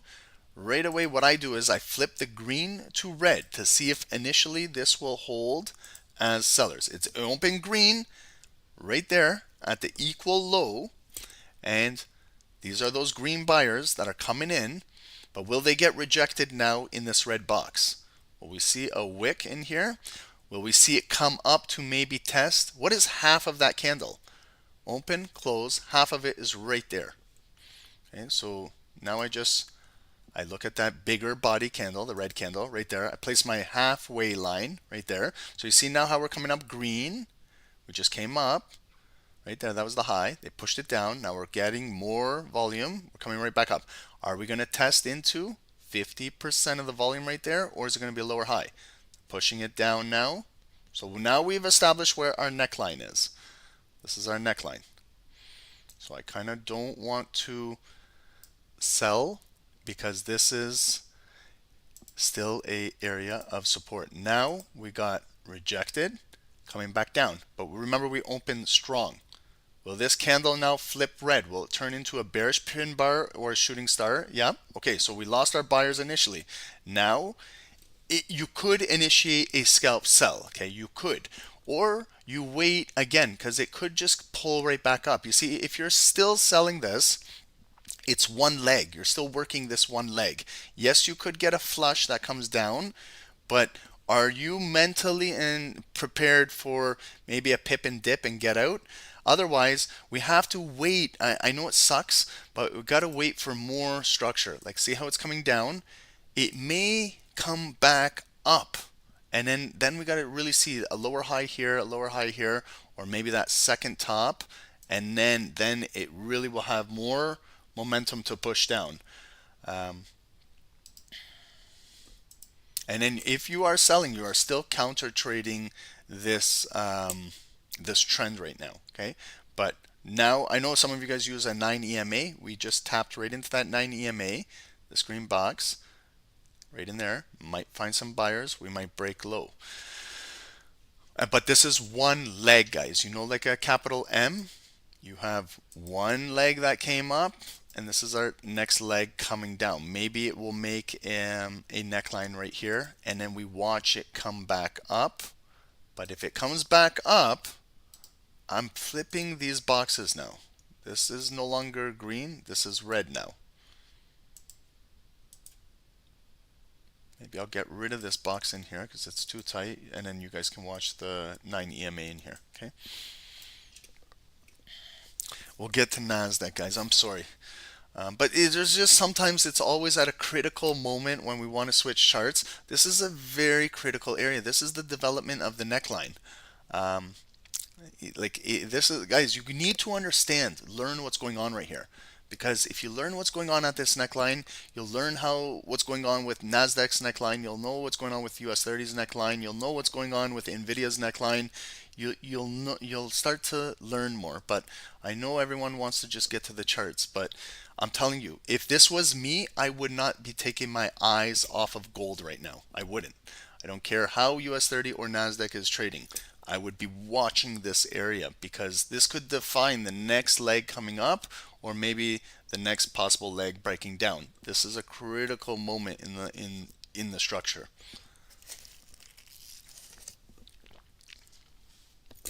And we have a new 15-minute candle opening up in 1 minute.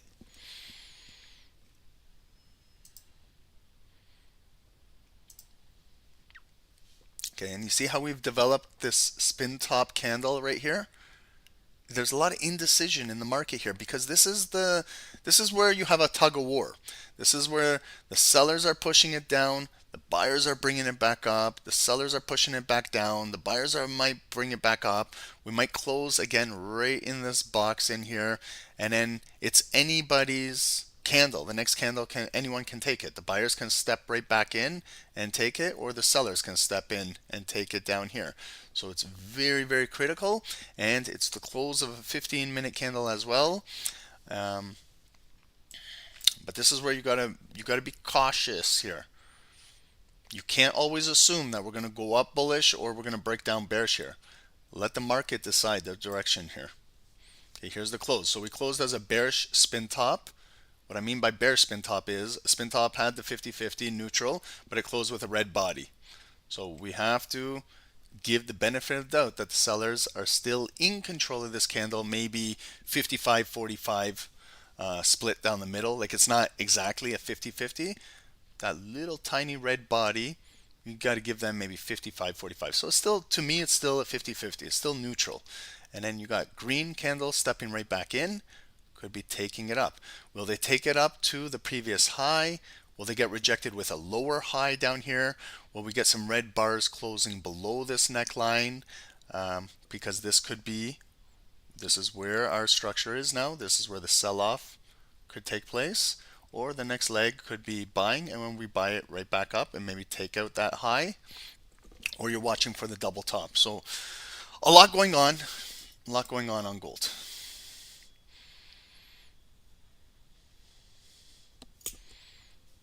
Okay.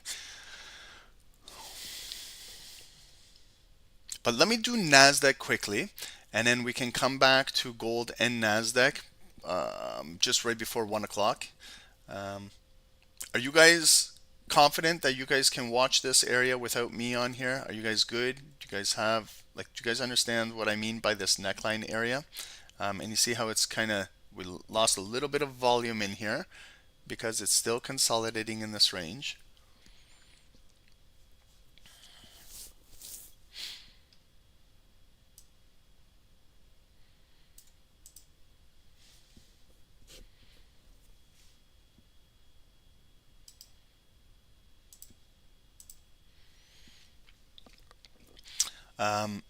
For snipers that were in buys, are you guys still, did you guys use a trailing stop loss? Are you guys at a break even? Did you guys scale out a little bit of profit and leaving a little bit running? Do you have your full position open? Do you have at least a solid stop loss set? Are you running with no stop loss? Like, what are we doing in here? Make sure you guys have a plan. Don't just be trading blind and hoping and praying. Hoping and praying, believe it or not, is a trading strategy. I've met a lot of traders that just hope and pray, and that is their trading strategy. That's not a profitable trading strategy over time. It's just hoping and praying. You gotta have some sort of plan when you're trading.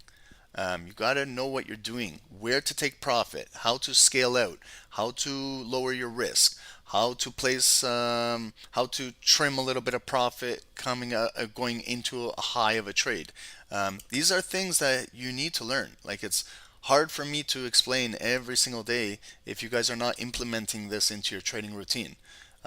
Obviously, we all want gold to, if you're in a buy, you want it to continue to move up and higher and higher and higher.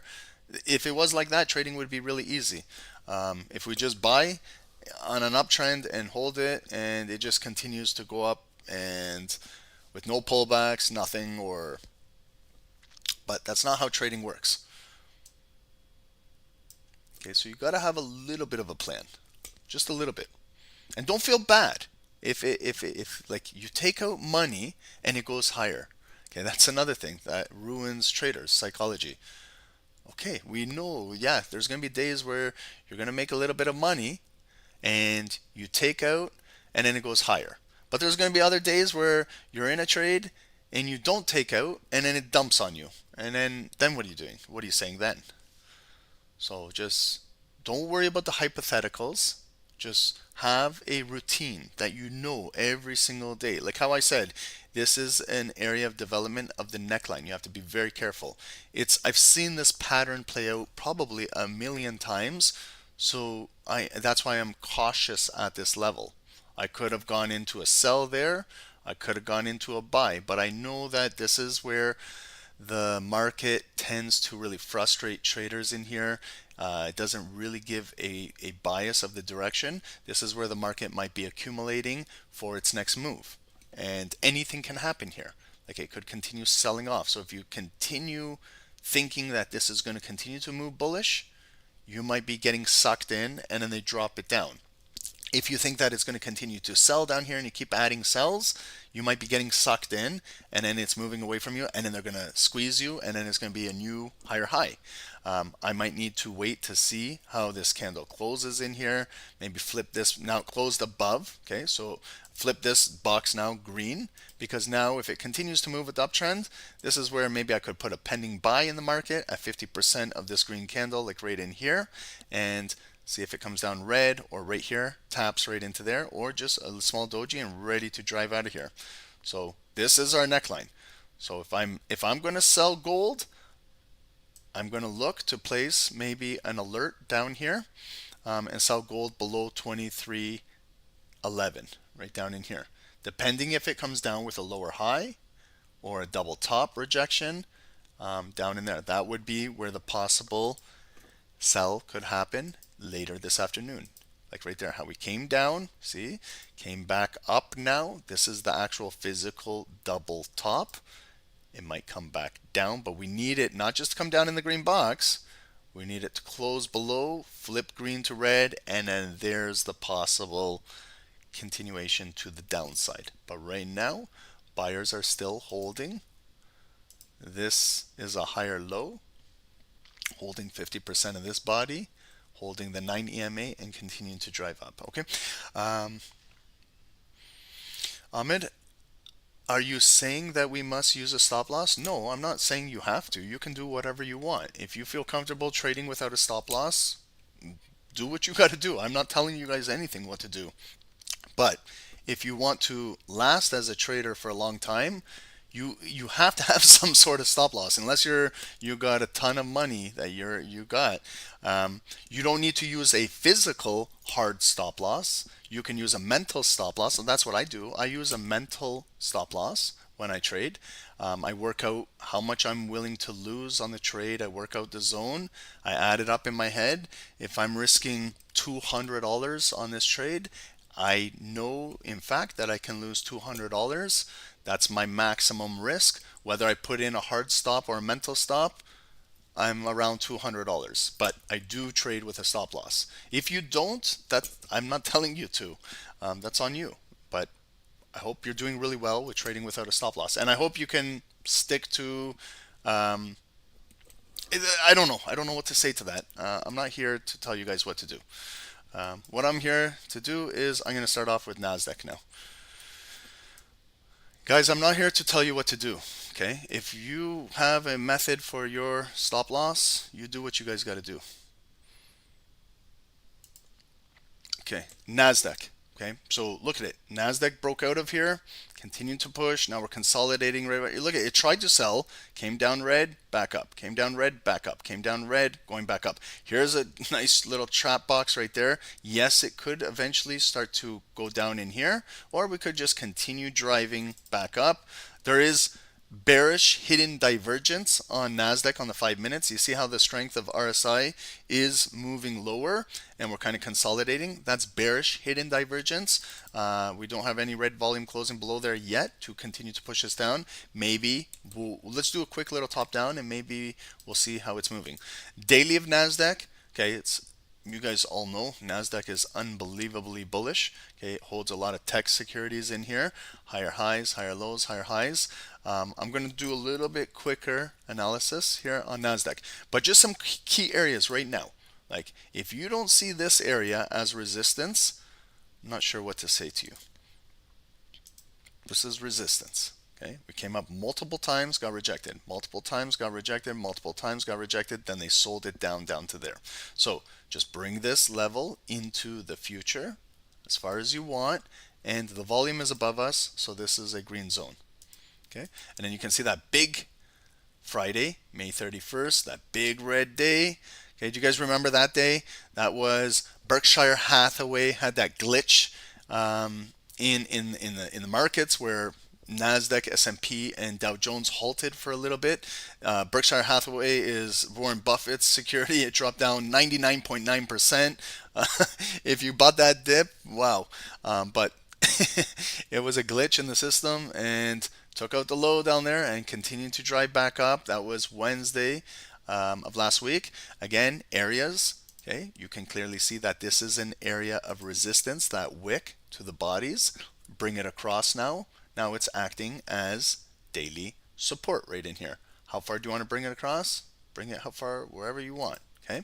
Now we pulled back Thursday, Friday's NFP, and we're coming right back up bullish to our all-time high right up there, 19,123. So we are in a bullish flag on the daily. Nvidia split this morning, probably lots of volume in the market, maybe interested to join the Nvidia train. But let's just see how we opened today. We opened. There's our low of the day, purple line on Nasdaq in our green box. Okay, and we're continuing to push.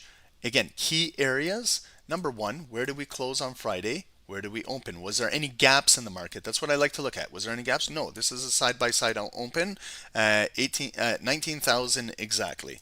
So I'm going to place a yellow line right here. Just in case it pulls back there, I want to use this as a point of interest. We continue to push all the way up. Here's my next point of interest. There's a body on Wednesday and a body on Thursday. So again, another yellow line here, just in case we pull back. Maybe 19,049, 19,050, that nice psychological level. We'll hold there as maybe support. But now we're coming right up, okay, as I'm speaking. We're right basically at our high of the day for Nasdaq. There's our purple line right there, that wick. 19,090, purple. We're not too far off of, that's our all-time high, that right up there. So if we continue to drive, I'll put a yellow line up there just to show us that that is a critical level up there.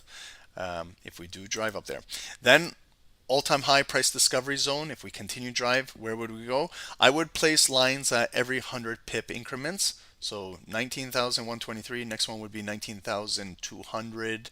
Around there. Then if you're scalping, go 25 pip increments in between. If I continue to go up 19,300, 400, then I would draw like a zone at 19,500 with 25 pips above and 25 pips below for a nice little zone. Okay. So now, are we bullish on the daily on Nasdaq? Let's do this quickly. Are we bullish or bearish on the daily? I hope all of you guys are saying bullish. If you're saying bearish, I got to ask you why. Okay, we can see this nice rally to the upside, pull back, liquidity grab, come back, close above here, continuing to push, pull back, holding, and we got a nice bullish candle trading right at the high of the day. Let's go into 1 hour now, 60 minutes to see when did we get this big move? When did it start to develop? So we had some consolidation here Monday. This is pre-London. There's London, 3 a.m., 4 a.m., 5 a.m., 6 a.m. This is pre-New York, 7 a.m. Then our news right here, Monday, 8 a.m., came down. COMEX market open. We got some North American news. Today there wasn't nothing in the market, but normally this time, 8, 9. Here's Wall Street. Came up, back down, close right there. 10 a.m. we had the big bullish hourly candle close above. Now I look at hourly structure. You see all of these hourly bodies right here? This is where I place like that white line. So I know where there's some hourly structure in the market right there. It used to be like kind of support right over here. Wicks came off of it. It turned into resistance right here. Wicks went down, came right up to there, then they pushed it down. We closed above it. We're continuing to move on these hourly candles nicely. Where do we have other hourly resistance? Right over here. See a lot of these wicks. 1, 2, 3, 4, 5, 6. There's a lot of wicks in here. Let's try and catch a few of them with a line, white line. Right here. So I caught that wick, that wick, that wick, that wick, that one. I caught that one and that one. Caught that one right there. Bringing it across. Now I use the white lines for kind of scalping. So if we can stay above this white line right here, then maybe we're going to continue to push up. If we close below this white line, that might be the push down. Okay, so very bullish on the hourly. We just hit our high of the day now on this hour at noon, and it's getting rejected. Will we come back up? Will we close? Let's watch it on the fives. Fives are consolidating nicely. Okay? Like not nicely, but they're consolidating. So I trap all this. I don't want to trade this garbage. Green, red, green, red, green, red. We know that they're accumulating. There's going to be a possible move coming out of here, either to the upside or to the downside. So this is where I trap all this garbage in here. With Nasdaq, you got to wait a little bit. What was I saying? There is a little bit of divergence, bearish hidden divergence. So if I see up here the high of the day, these 5-minute red candles, I draw like a red box above there. Okay, so I just want to show you we're still respecting the red box. Our strength over here on this RSI indicator is pushing down. Okay, so you can see the strength is decreasing. Will it get down to this 50% level right here? Okay, now we have a red candle pushing down on Nasdaq. Will it close below here? Okay, so we had a penetration through here where it came down, back up. It came down, back up, came down, back up. Now we're really pushing down.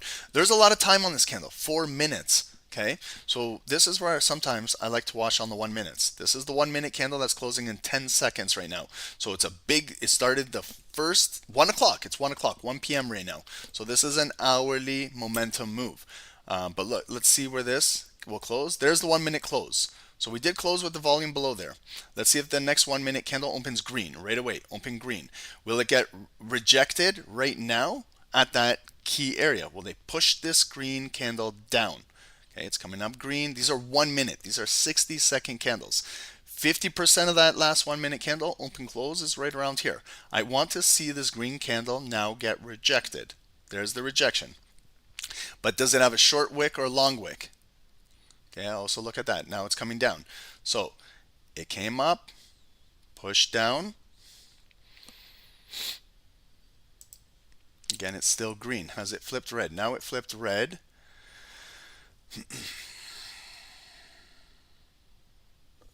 And then if I go in this sell, okay, I might wait for the next 1 minute, 5 more seconds. If I go in the sell, I'm going to play out the 5 or the hourly candle, like the 15, the higher time frame. But maybe I'm just looking for an entry now on the 1 minutes because I don't want to wait for that full 5 minute candle close. Wow. Okay, see that big ignited drop? Okay, dropped, coming back up. Now will I be able to sell this thing? No, it's coming up green. Again, the retest level is right up here. Really volatile. This is volatile. Okay, so I'm still waiting to enter. I didn't enter on any sell yet. I'm waiting to see, will it be another rejection right here? Okay, now it's still bearish, pushing down. Okay, I'm going to sell now. I'm going in a sell now. Okay, I'm going to enter in a sell. I'm going to place now, I'm going to adjust my stop loss on the 5 minutes. Okay, I'm in a sell on Nasdaq. Maybe I got in a little late, but I'm going to place my stop loss above the previous highs up there. I'm going to look to see to break this daily yellow line and start to maybe push down into these bodies right over here and maybe test those, but ultimately maybe get it down to that hourly white line at 19,015.17. I'm going to just adjust my stop loss above the daily high. Okay, how many pips am I risking on this sell? I'm risking approximately 25 to 30 pips risk to potentially make maybe 40, 45 down there. But I'm giving it room to breathe. Okay, number one, I need to see it continue to stay closed right below here.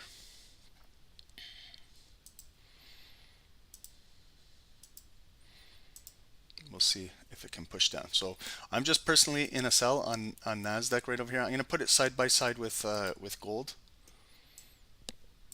And I got 10 more minutes to stay on this call, then I got to get off. I'll be watching this trade after the call as well. So it did create that lower low, but maybe if we get more volume closing below this red box in the next 30 seconds, will it come back down, close below these wicks? Will it turn up green again? Then maybe I need that supply to come back in. I don't have Bookmap on the charts today. And also gold. Okay, so it came right back up, right into there. They brought it right back down. Let's watch if gold can close below this neckline as well down in here.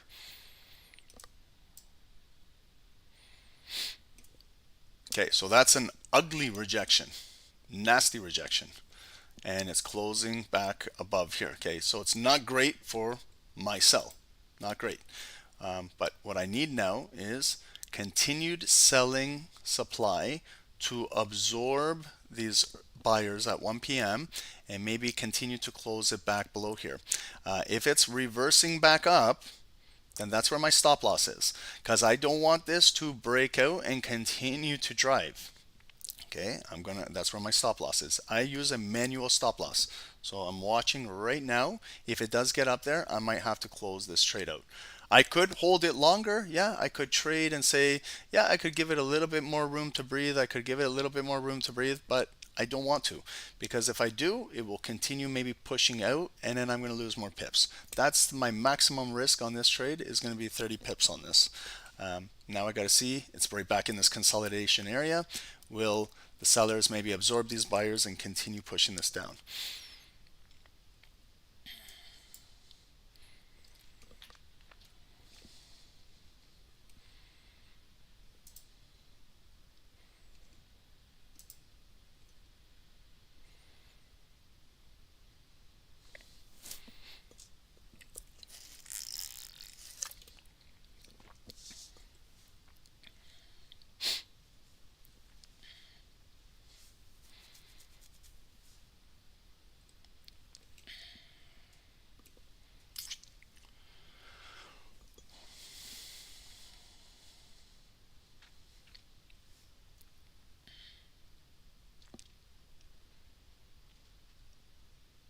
may also consolidate in between here.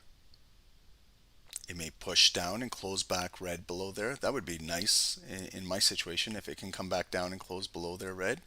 This is not good in my situation if it comes back up green and trades near the high.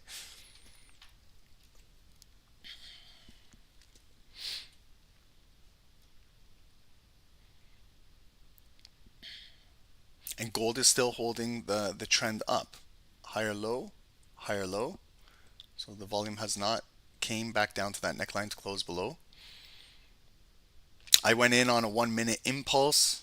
If I waited for that candle to close, I probably wouldn't have sold looking at the new 5 minute candle. But that's the problem, switching from 1 minute, 5 minute, 1 minute, 5 minute. But that's normally how I trade. It just didn't work out in this situation yet.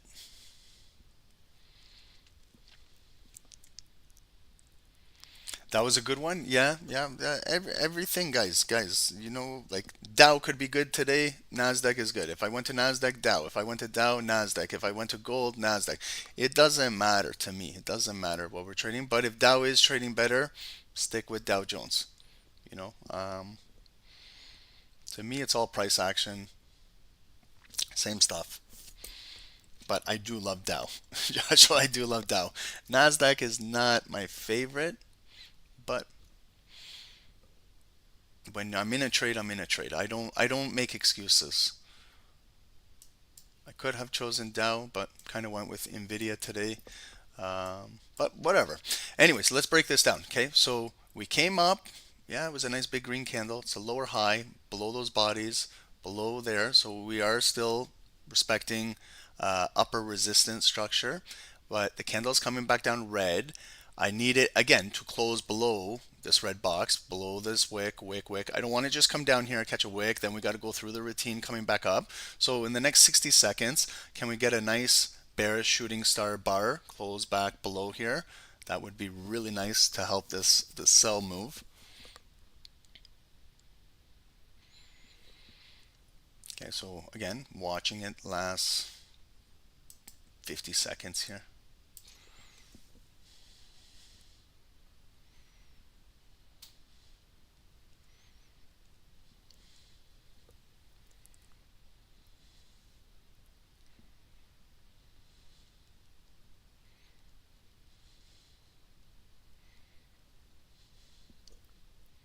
Okay, so here's the last 30 seconds. Let's pay attention to the close here.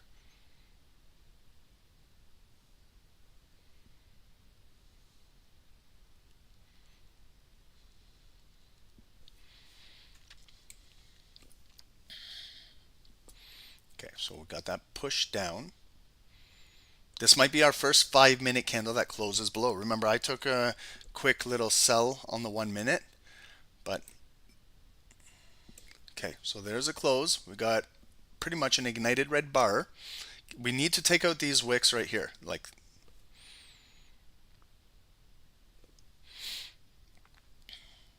okay, so even pullbacks, if it pulls back up green, will it get rejected in this red box? Okay, that's a good rejection.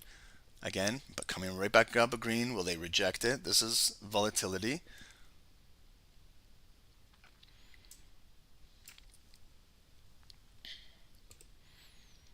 Gold is coming right back up.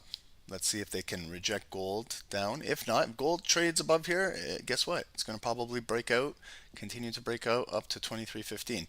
If we can close above this red box and then take out these wicks, gold will continue driving. So the double top M didn't play out. It held in this green box, came in there, right back up.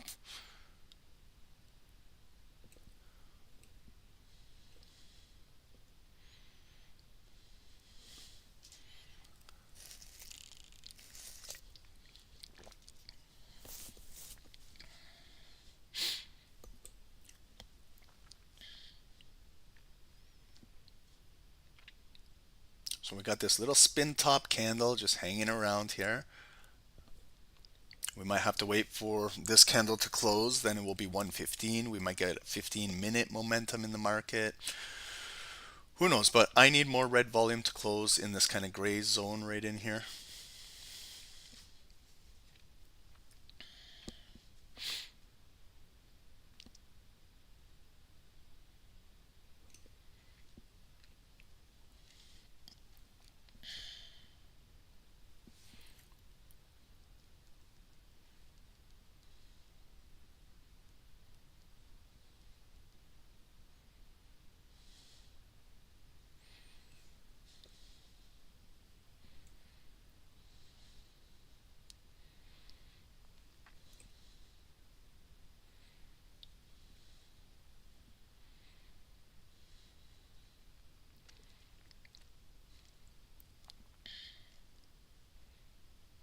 so there is buyers buying. But we got a nice red bar coming down. So can we take out those lows? Can we close below those wicks? That was that big, that 1 minute candle that just pushed down.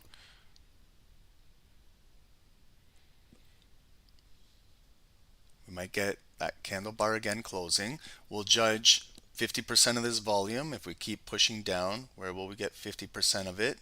Then we have to assume that maybe there might be a pullback. Gold, keep an eye on gold coming back up to that resistance up here.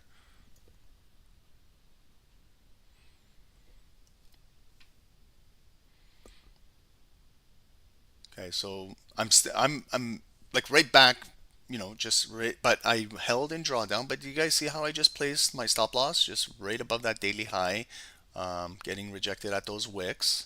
Okay, but the job's not done. We need to close. Where are we going to close in the next 90 seconds? Because this could easily come right back up. Can we take out that? Can we come down to this daily line? Okay, so it's a nice red candle coming down. Where are we going to close? How will it close? We'll judge where's 50% of this volume. If we can keep absorbing buyers and keep pushing down. But we came almost right down to that daily 19,050. Okay, so there is the daily buyers still protecting that. I'm not ready to adjust my stop loss yet because maybe it will pull back up. So I'm still leaving my stop loss up there until maybe if we can start to break this yellow line and start to close down here and start to push down here, then I might start to reduce my risk, but not right now. And I'm not just pipping and dipping out of this trade. I want this thing to maybe potentially break down. It might be after this call.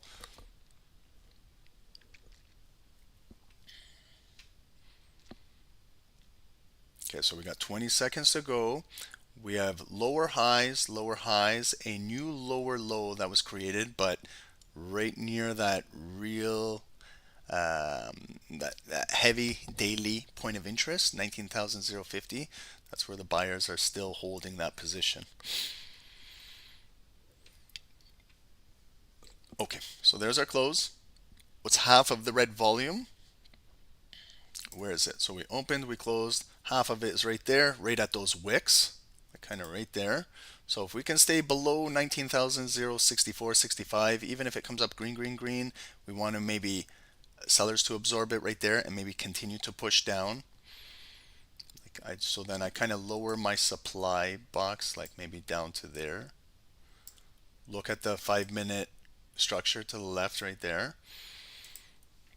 We have a really nice ignited red bar open, okay? But remember the size of the wicks. We don't have like a little short wick where we closed near the low to continue, but we do have that selling pressure. This is the new 15-minute candle. Maybe we're riding this momentum on the 15, but look at the 15-minute wicks. Right here, it came down, back up.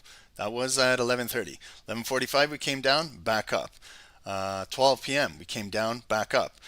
Just right before, we came down, back up. Now we have an ignited red 15-minute candle trying to break all of these previous lows at this critical daily point of interest. You see it sucks where we come down and it picks up a wick again. So you can see how much support there is at this area. We gotta maybe rely on higher time frame supply to push us down. If we can get a 5-minute candle to close below this yellow line, maybe it retests it and maybe continues to drop. So we have a beautiful ignited 15-minute candle. Doesn't get any better than that. We finally broke. We traded right, tapped into that yellow line, but let's watch it on the 5s. Okay, so we just tapped into it.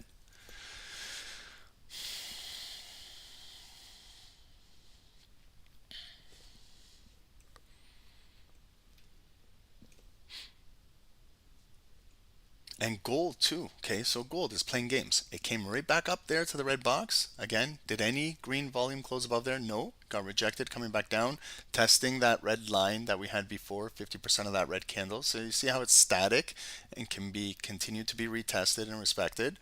And now if they bring it right back down, if we get red volume closing there, that's where gold may potentially sell off in there. But I'm watching this NQ right over here at Nasdaq. So ultimately, we need red volume to close below this yellow line. 2 minutes and 20 seconds to go. I would like maybe a flush, and then they close it down so that if it pulls back, then it might pull back to the yellow line, and then they continue to push it down. But let's see. Let's wait for the candle to close. And I know full and well that this area could turn into support, and that's it. It could just come down there and then start to go back up. But I'm relying on the higher time frames to push this move down. Okay, so there's the nice push. We got to create those new lows. We have to. But can we close below that yellow line? It's gonna be a critical close. And that's volatility. Like when you see it just drop like that and then you see it come right back up, you just triggered a big bid. Big bid. Like I can't show it to you on Bookmap because I don't have the Bookmap on right now, but that would show like maybe it just triggered a big bid in there. So it comes back up. We got to see if the offers are still absorbing and coming down.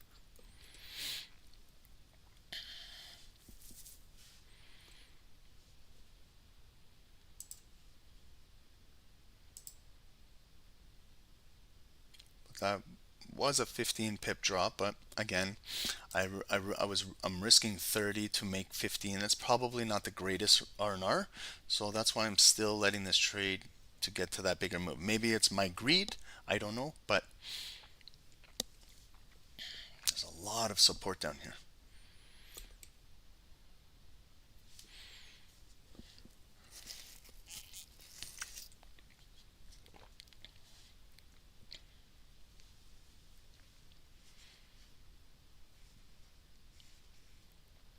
So that's a nasty rejection. We broke, came back up. Yes, it could turn green. If we flip this, it's going to come up green, green, green.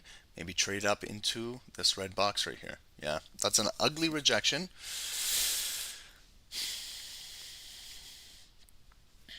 But we've got to let this play out.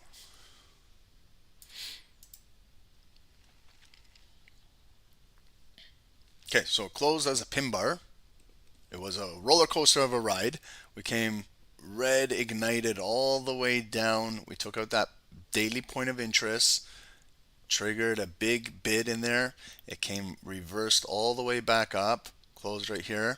We're coming back down red, but we have big size wicks. Okay, it's not like they're small wicks now where it can just break and then we pop down a little further. There's a lot of rejections. Now we're coming right back up to test maybe that critical area right here. So if we continue to maybe get volume trading inside here, consolidating in here, maybe we're going to go through a little bit of a consolidation phase, maybe like in here, maybe flag in here. I'm hoping that it will trade sideways in here and then continue to break down later this afternoon.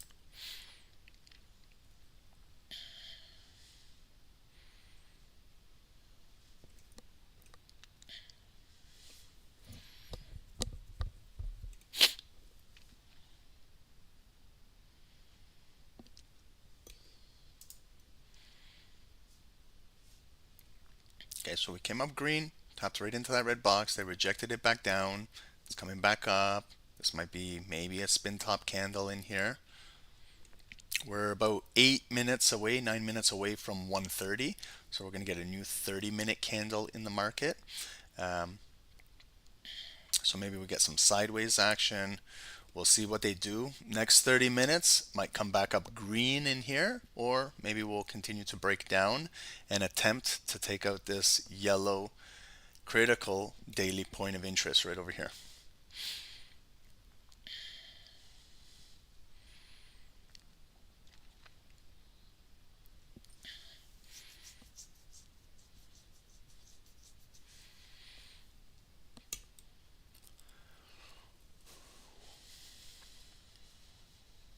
Okay, so we got a shooting star candle coming down where it came up green, green, green, right up to 50% level of that big red candle. They rejected it. It's coming back down to the low of the previous of this candle.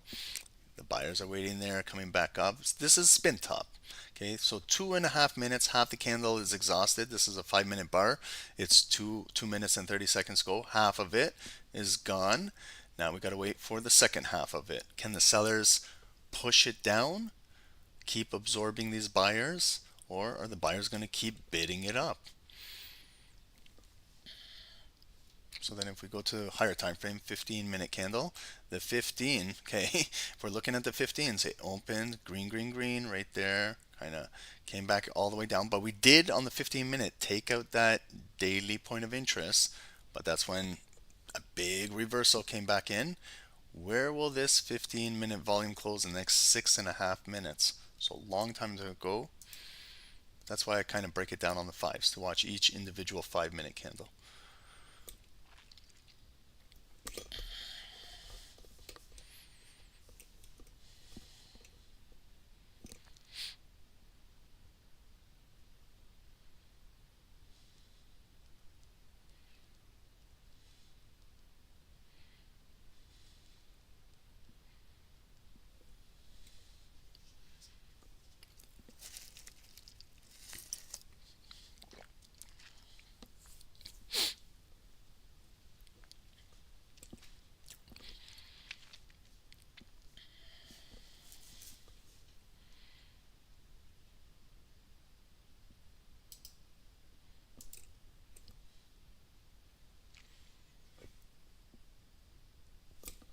When are we selling gold?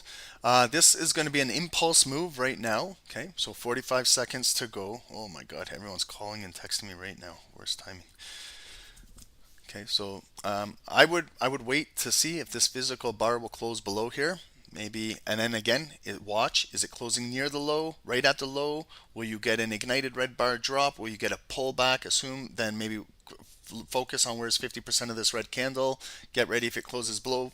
Flip this green box red. There's a lot to do. And then ask yourself, do you want to take the trade 5 minutes right before a new 30-minute candle? Maybe you might get that push. It might turn back up, but it is actually physically breaking this with volume. You have your rejections, pushing down. Here's the close. Oh man, stop calling, please. Okay, so there's the close. It closed below. Green box, flip red.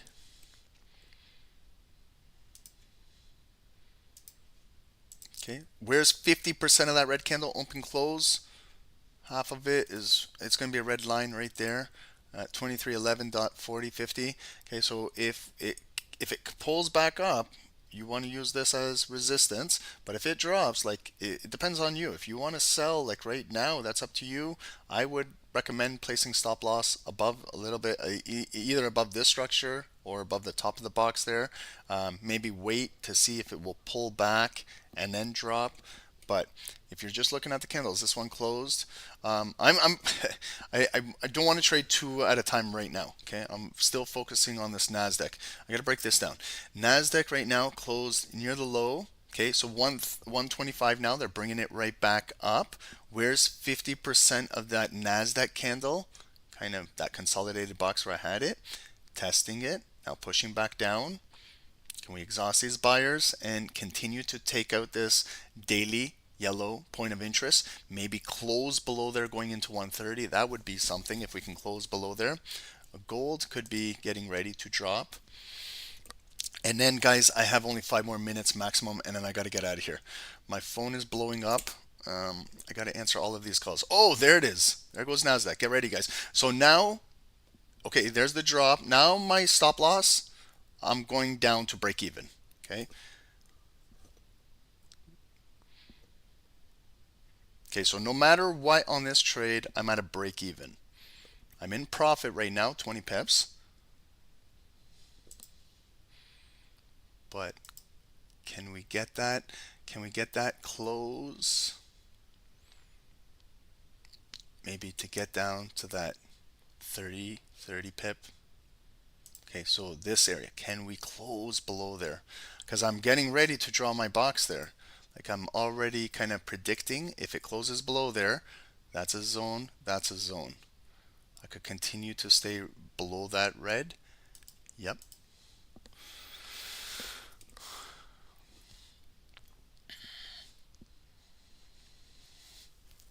Okay, guys, please manage your accounts, guys. If you're in this Nasdaq sell, whether you're up 10 pips, 15, maybe we get 20, maybe 25, maybe 30, who knows. But first thing I did was I reduced my risk to break even.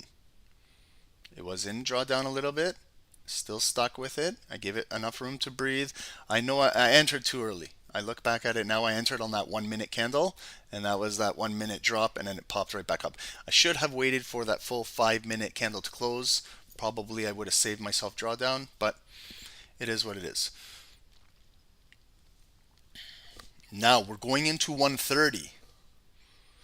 30 minutes, take a look at your 30-minute candle. Gold is dropping. We're dropping. Wow, nice big drop on Nasdaq on the 30 minutes. This is that area I want to watch down in here. This red line coming down. 15 minutes. Okay, we got a nice 15-minute candle. Can our 15-minute volume close below this yellow line? And then we make this into a 15-minute structural level. And maybe we could maybe continue to push down this afternoon. I watch it on the 5s. So gold, I'm not sure what you guys did with gold, but this is the first neckline break and a drop a little bit.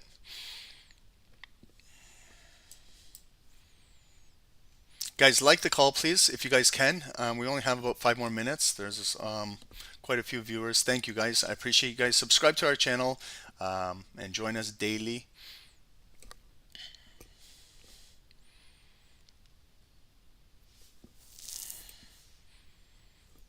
Thank you, guys.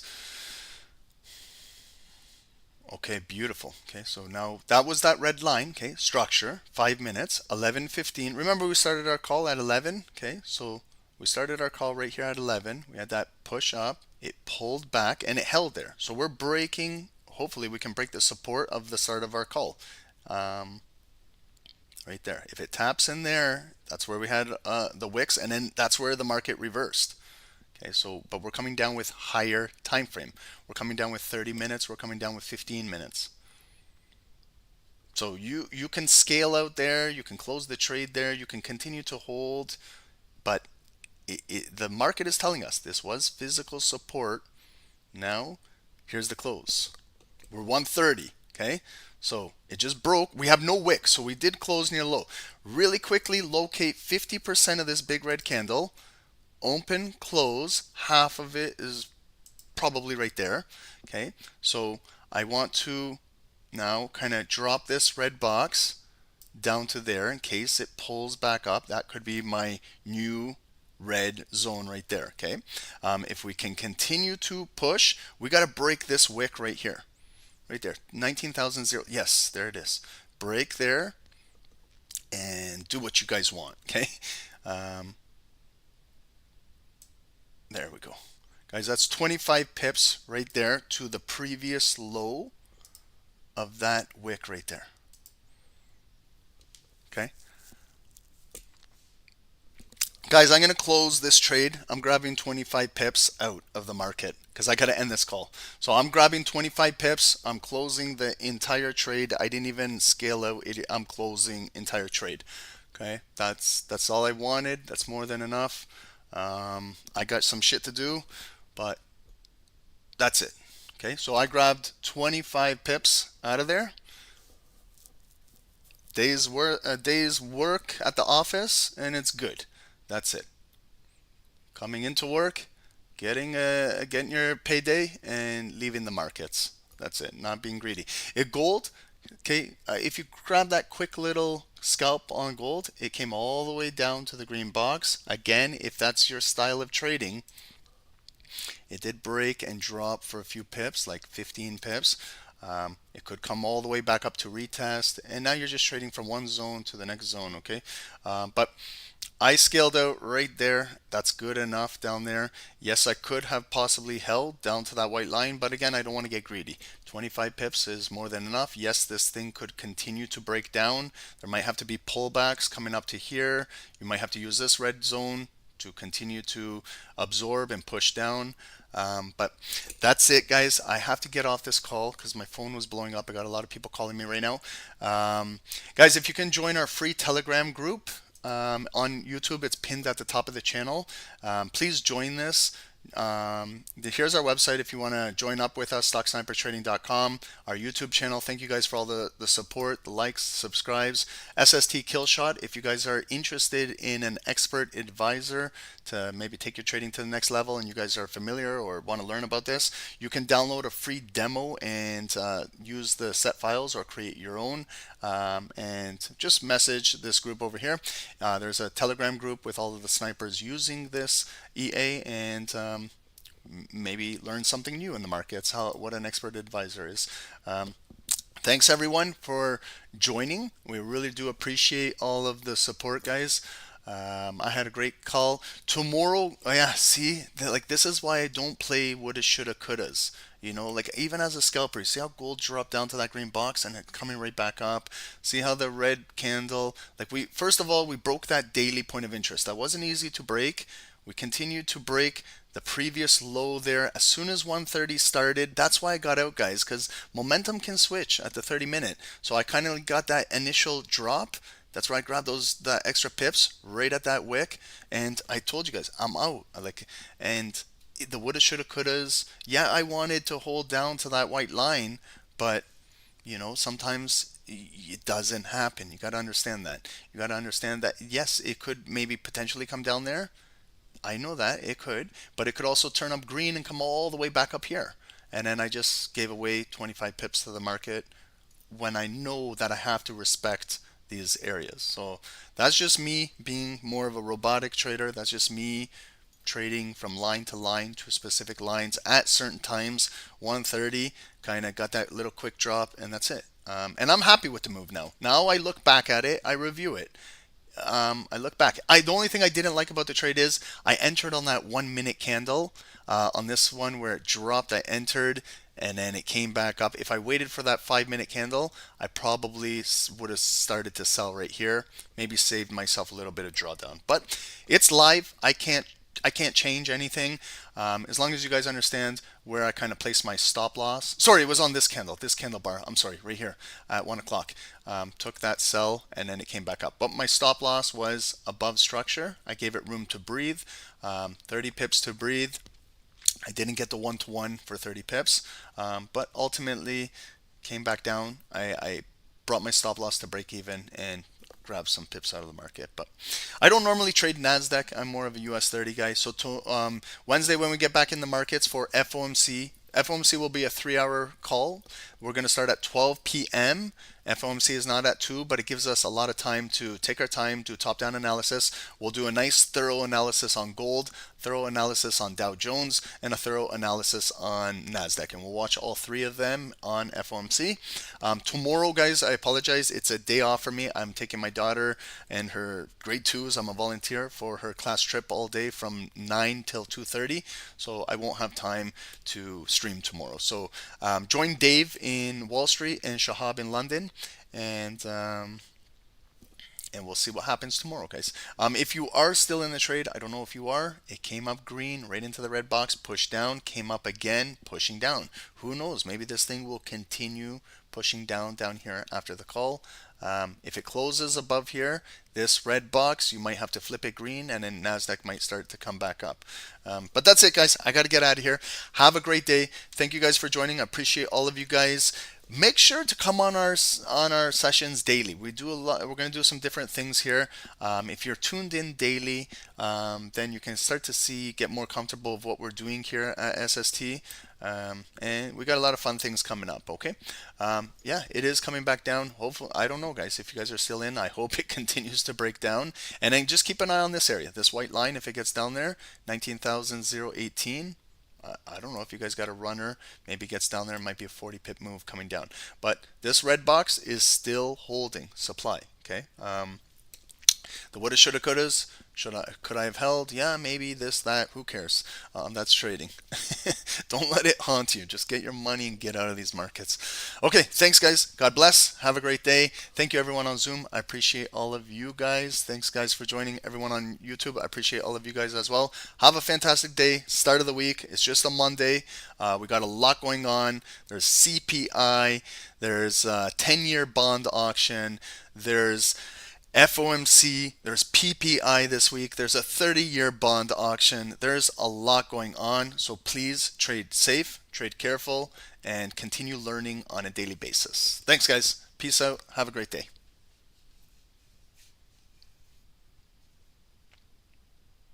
Hey guys, good morning, welcome to the live session of Stocks Number Trading. My name is Dave, guys, my partner is Ron. Let's get down to business here, guys. In on US 30, sell. Okay, I'm jumping in. Guys, that's a 100 pip drop. Yes, we caught it. Hey, guys, 200 pips, please secure.